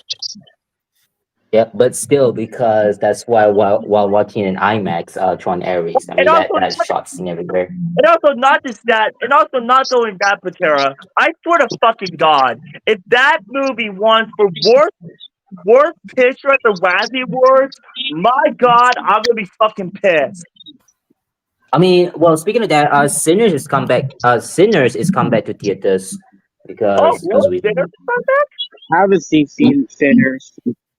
Yeah, but they decide to come back. Why? Because they have to. So if people haven't seen it, I'll like it Sinners on Blu-ray my birthday money eventually. I already got my 4K. At least Mitchell already got Sinners. Even though he got the Mission Impossible: The Final Reckoning. Yeah, I did. Yeah, I still need to get Mission Impossible: The Final Reckoning on DVD. That's the only Mission Impossible movie that I need to get. Like I have all of them, including Dead Reckoning, but I don't have Final Reckoning. Well, I mean, I'm just because I was trying to play. Fantastic Four Dead is coming on streaming on Disney Plus. What's coming? Wait, what's But coming to guess Disney what? Plus? I got it right here. Fantastic Four, First Step. Oh, what day is coming out? Yes, it's coming. I Do you know think what it's gonna day? be this version 2015. Oh my god. This version 2015 is so horrible. Oh God, Fantastic Four 2015, worst Fantastic Four movie of all time. The best Fantastic Four movie, Fantastic Four First Steps. Of course. I love And hey, First Step. Dakota, Mitchell got it already. There. Huh? Oh yeah, I can. Oh yeah, I can see your copy, Mitchell. Nice to meet you, Michelle. I know Mitchell for a while. He's a really cool dude. He's a movie collector like me. I really wish I'm going to meet Nick Hicks next year. Yeah, well, Nick has already left the live stream already Next because year? I Next year. came to the live stream at the time when he left. Yeah, I got the steelbook right here. Nice. Yeah, because he got lucky. Because The last steelbook that I actually got was How to Train Your Dragon, the live action movie steelbook, and the 4-year-old version. Oh, yeah, and, but by I the got way, already the Unchained Dragon live action. Oh, and guys, and speaking of the 4-year-old version, my copy on steelbook. If you're wondering, yes, my copy of the 4-year-old version, it comes with the unrated director's cut as well. I have not seen the unrated director's cut yet. Nice. I only watched the theatrical version, the R-rated version. Of course, yes. Sorry, but Yeah. Yeah, a 4-year-old version is such a funny movie, dude. Haven't seen that movie. You have to watch it, dude. It's so fucking funny, dude. I remember the first time I watched that movie, I laughed my ass off. I didn't expect that you laugh. I mean, you're so And also, hard. and not just that, and this is a joke.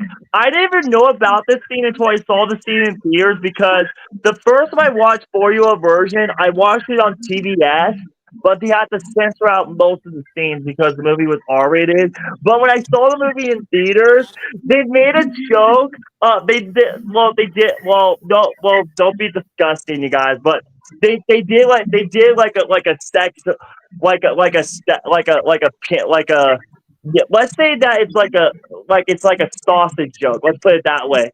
And then they were like, "Hey, look, and then some guy waves up like a sauce, like a sausage, like a green and blue white striped sausage, and he goes like, "Hey, look, this is Dr. Seuss's penis."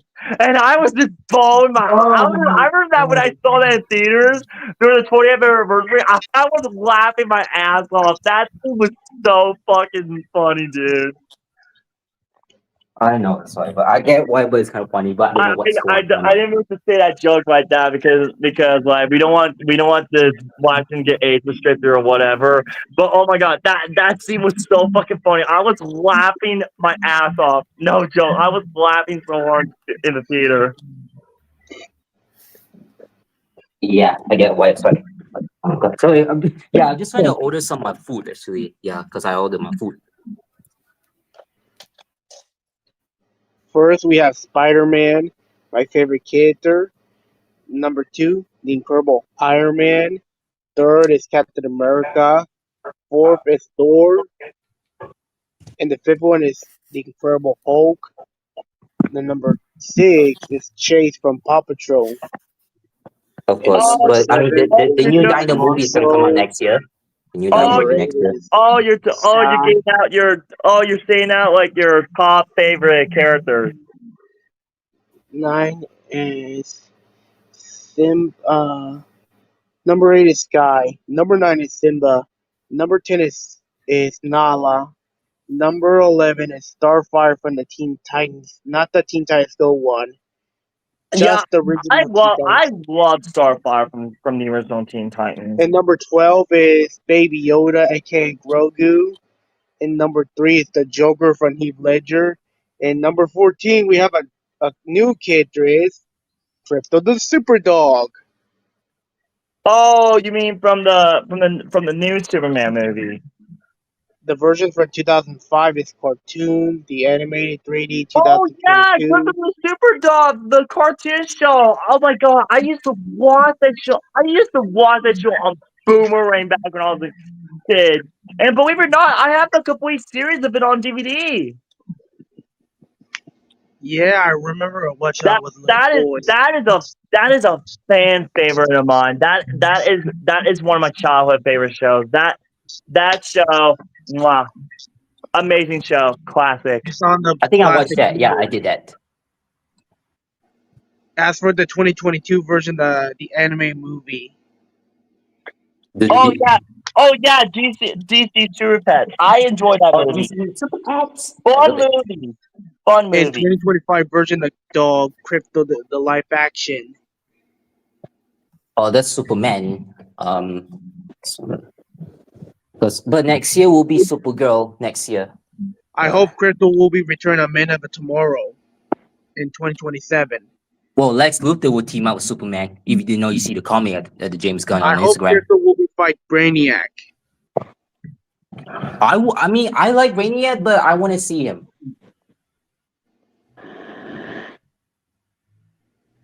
Clayface, Supergirl, Mandalorian, Grogu, Oh, Paw Patrol, Clayface. the I need to Dino watch that. The Movie, Batman universe. Avengers, Doomsday, Spider-Man, and Brand New Day.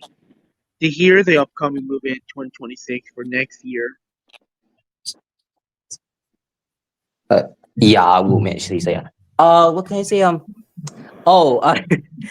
Preston, any thoughts on how the Grinch Stole Christmas is coming back to theaters? I mean, I sent you DM already. Okay. Oh yeah, Dakota. I did not realize this, but you did actually watch One Battle After Another, of course. I saw it on your letterbox. Oh yeah, I did. What about After Another? That's a really good movie. Oh, and if you guys are wondering, when I went to see One Battle After Another, I was the only person. Oh, I mean, I already saw early screening One Battle After Another because I already saw. No, I didn't saw an early screening of it. No, that was me. That was me. Yeah, Because I did went there early. Yeah, like I was the only person, and if you guys didn't know, I didn't like the crazy and say like I was the only person, baby. My reaction, like I try to keep it under control, and my reaction I was like, oh, I'm the only person. Nice, I love that. But yeah, like as you can see, dude, like according to Mr. Chill, he told me like me and my dad.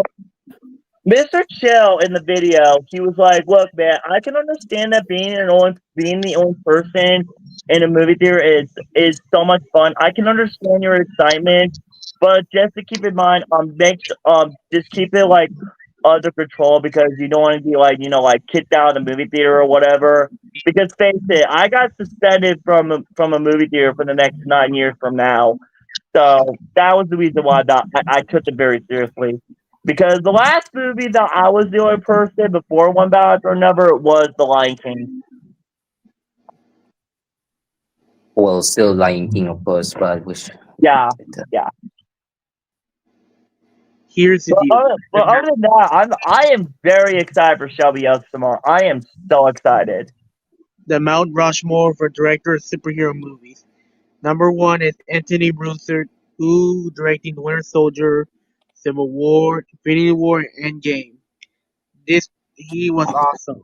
It's still peak. I know Endgame is still peak. In number 2, we have Sam Raimi, the Spider-Man trilogy. In number 3, the Bully Maguire. I'm talking about Mount Rushmore director movie on superheroes. In number 3 is Christopher Nolan. Only good for DC Kid movie from the Dark Knight trilogy. In number 4 is James Gunn, the directing of Guardians of the Galaxy and DCU. Yeah.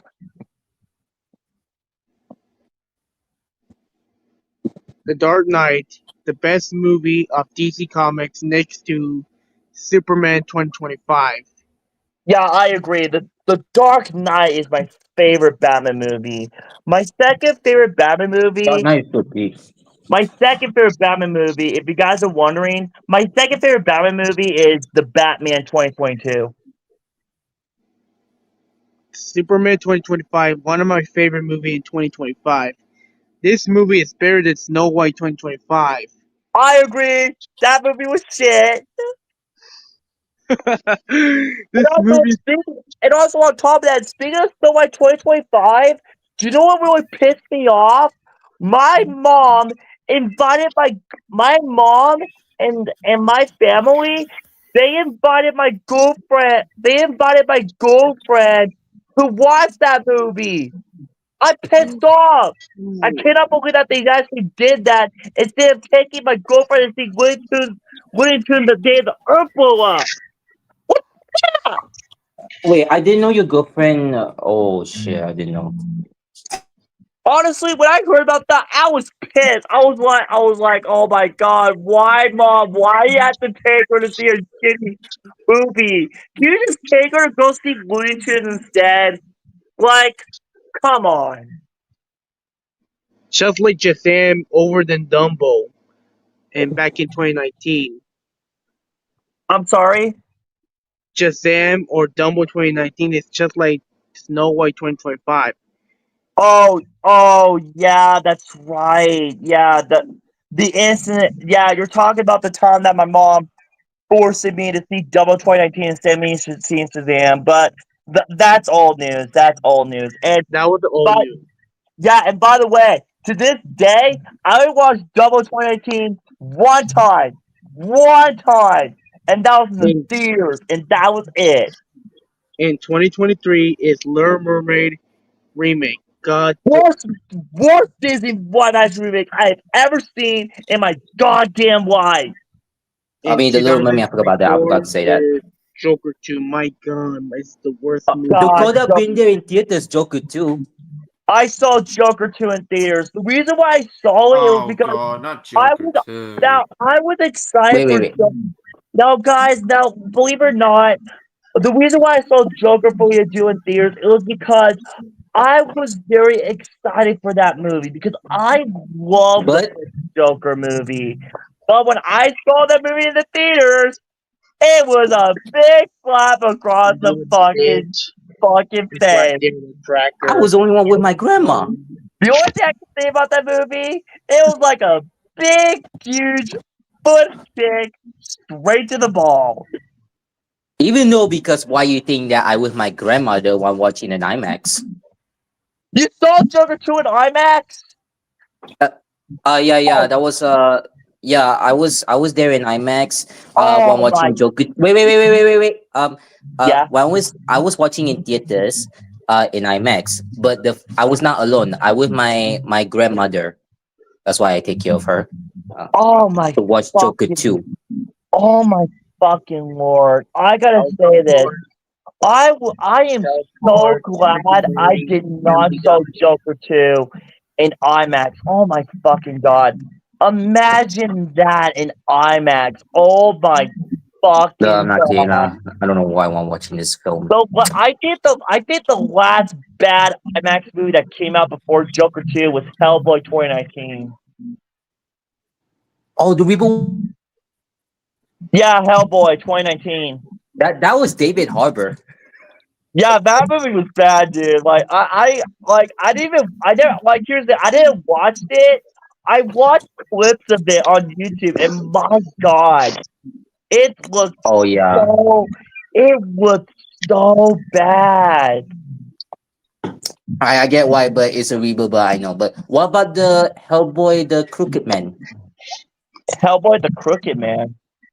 Yeah, it's a new one, but it came out already in theaters. But suddenly, it's already out in digital. That's the direct-to-DVD movie from Ketchup Entertainment, right? I think it is. Yeah. Okay, yeah, I did heard of it, but I haven't seen it yet. But I was aware of it. I have a Nintendo DS. Well, to be fair, I already watched Hellboy, the Crooked Man. The thing about Hellboy is that I heard that movie was actually released in theaters in some countries, but not in North America. My country is confirmed. Yeah. Avengers, Captain America Civil War, Avengers Age of Ultron, Avengers, Dark Knight, Amazing Spider-Man, Spider-Man 2, Spider-Man, The Lion King, Paw Patrol the Mighty Movie, Paw Patrol the Movie, Oh Teen god, Titans, that's my Totally Joker 2 Tokyo. video. That's your video, Dakota. Yeah, that's my Joker 2 video. If you have chat, if you haven't seen his video, go watch it on Dakota's YouTube channel. The fuck did I just watch? Just watch. I'm sorry, guys. Please, I gotta say, do this. The critics were right. we're right. This movie was abysmal. was abysmal. I was. I'm sorry, but oh my fucking lord. I That was not movie showing was you that so video good. Honestly, when you were this movie did not here. have action scenes or anything. That's what it is. It doesn't have any action scenes or anything. It's just some boring crap about the court trials and all that shit. Oh my! Who wants to see a movie like that? Like, oh my fucking god! Like, oh, that's the first DC Yeah. movie in history that had no action scenes whatsoever. What a disgrace to the DC franchise. And I gotta say, I'm so happy that Superman kicked the living shit out of that movie at the box office.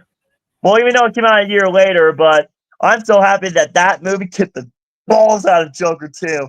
It'd be like I think it'd be like $1 billion, I think. I don't know. Hold on, let me check the box office for Joker. I mean Superman, I meant. Not Joker 2. Fuck that movie. But it got flopped. But for Superman. What? Hey, Well, actually, it got flopped. Joker 2.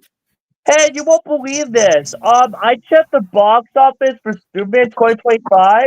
The box office was around like a $200 million budget, but the movie, this is gonna shock you guys. The movie made around like $600 million at the box office. That is just crazy. I thought it was gonna be like That's yeah, awesome. that That's is wow. so weird.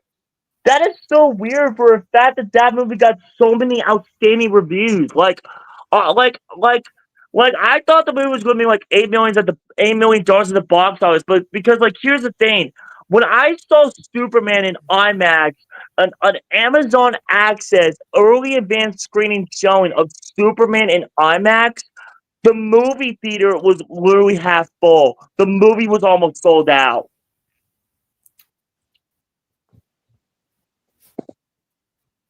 Yeah, I can agree about it. Damn. Yeah. Hey, hey, Preston, are you still there? Hello? 3 hours 42 minutes in the stream. Preston? Wait. Hello, Preston.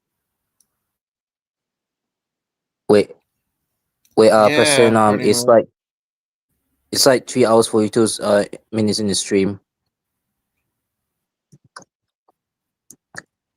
Oh, okay. Well, anyways, if Preston does come back, tell him I said goodbye for me because my cell phone's at 5% right now and my cell phone's about ready to die. Dakota, you should get some sleep. Dakota, you should get some sleep. Well, actually, I'm not going to bed just yet. It's 10:30. It's 10:33 in my area. All right. Well, anyways, you guys, my cell phone's about ready to die, so I'm gonna let you guys go. All right. See you, Dakota. All right. See you guys. See you, Dakota, and happy birthday as well. Thank you. Happy birthday to you. Guys. Okay. Preston.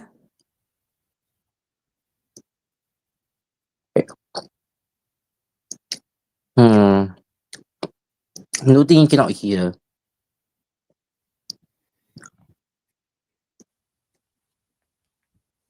Wait, I don't think. Let me send him the DM on Instagram. What? What you? But since like literally 3 hours before you change in the stream.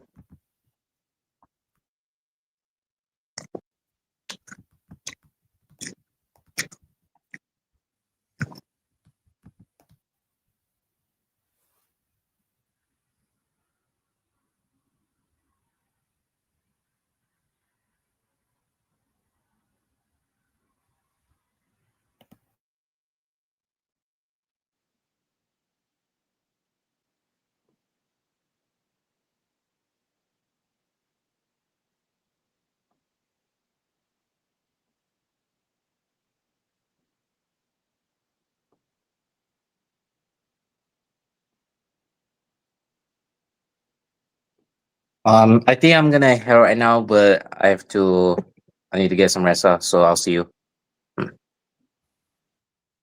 Alright, see you, Patera. And I might have to head All off right. as well. Yeah, I think he might end the stream.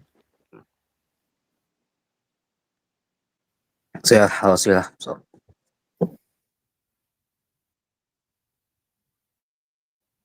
Alright, this is me, Mitchell Strength, the Complete Unknown Arcane Fantos, to sign off, and have a great Rolling Stone. Bye. Bye. All right. So sorry that everything kind of ended a little slowly, a little quietly, but it's getting a little late, and I'm getting a little more tired. So thank you for being here, and I will see you all next time. Take care.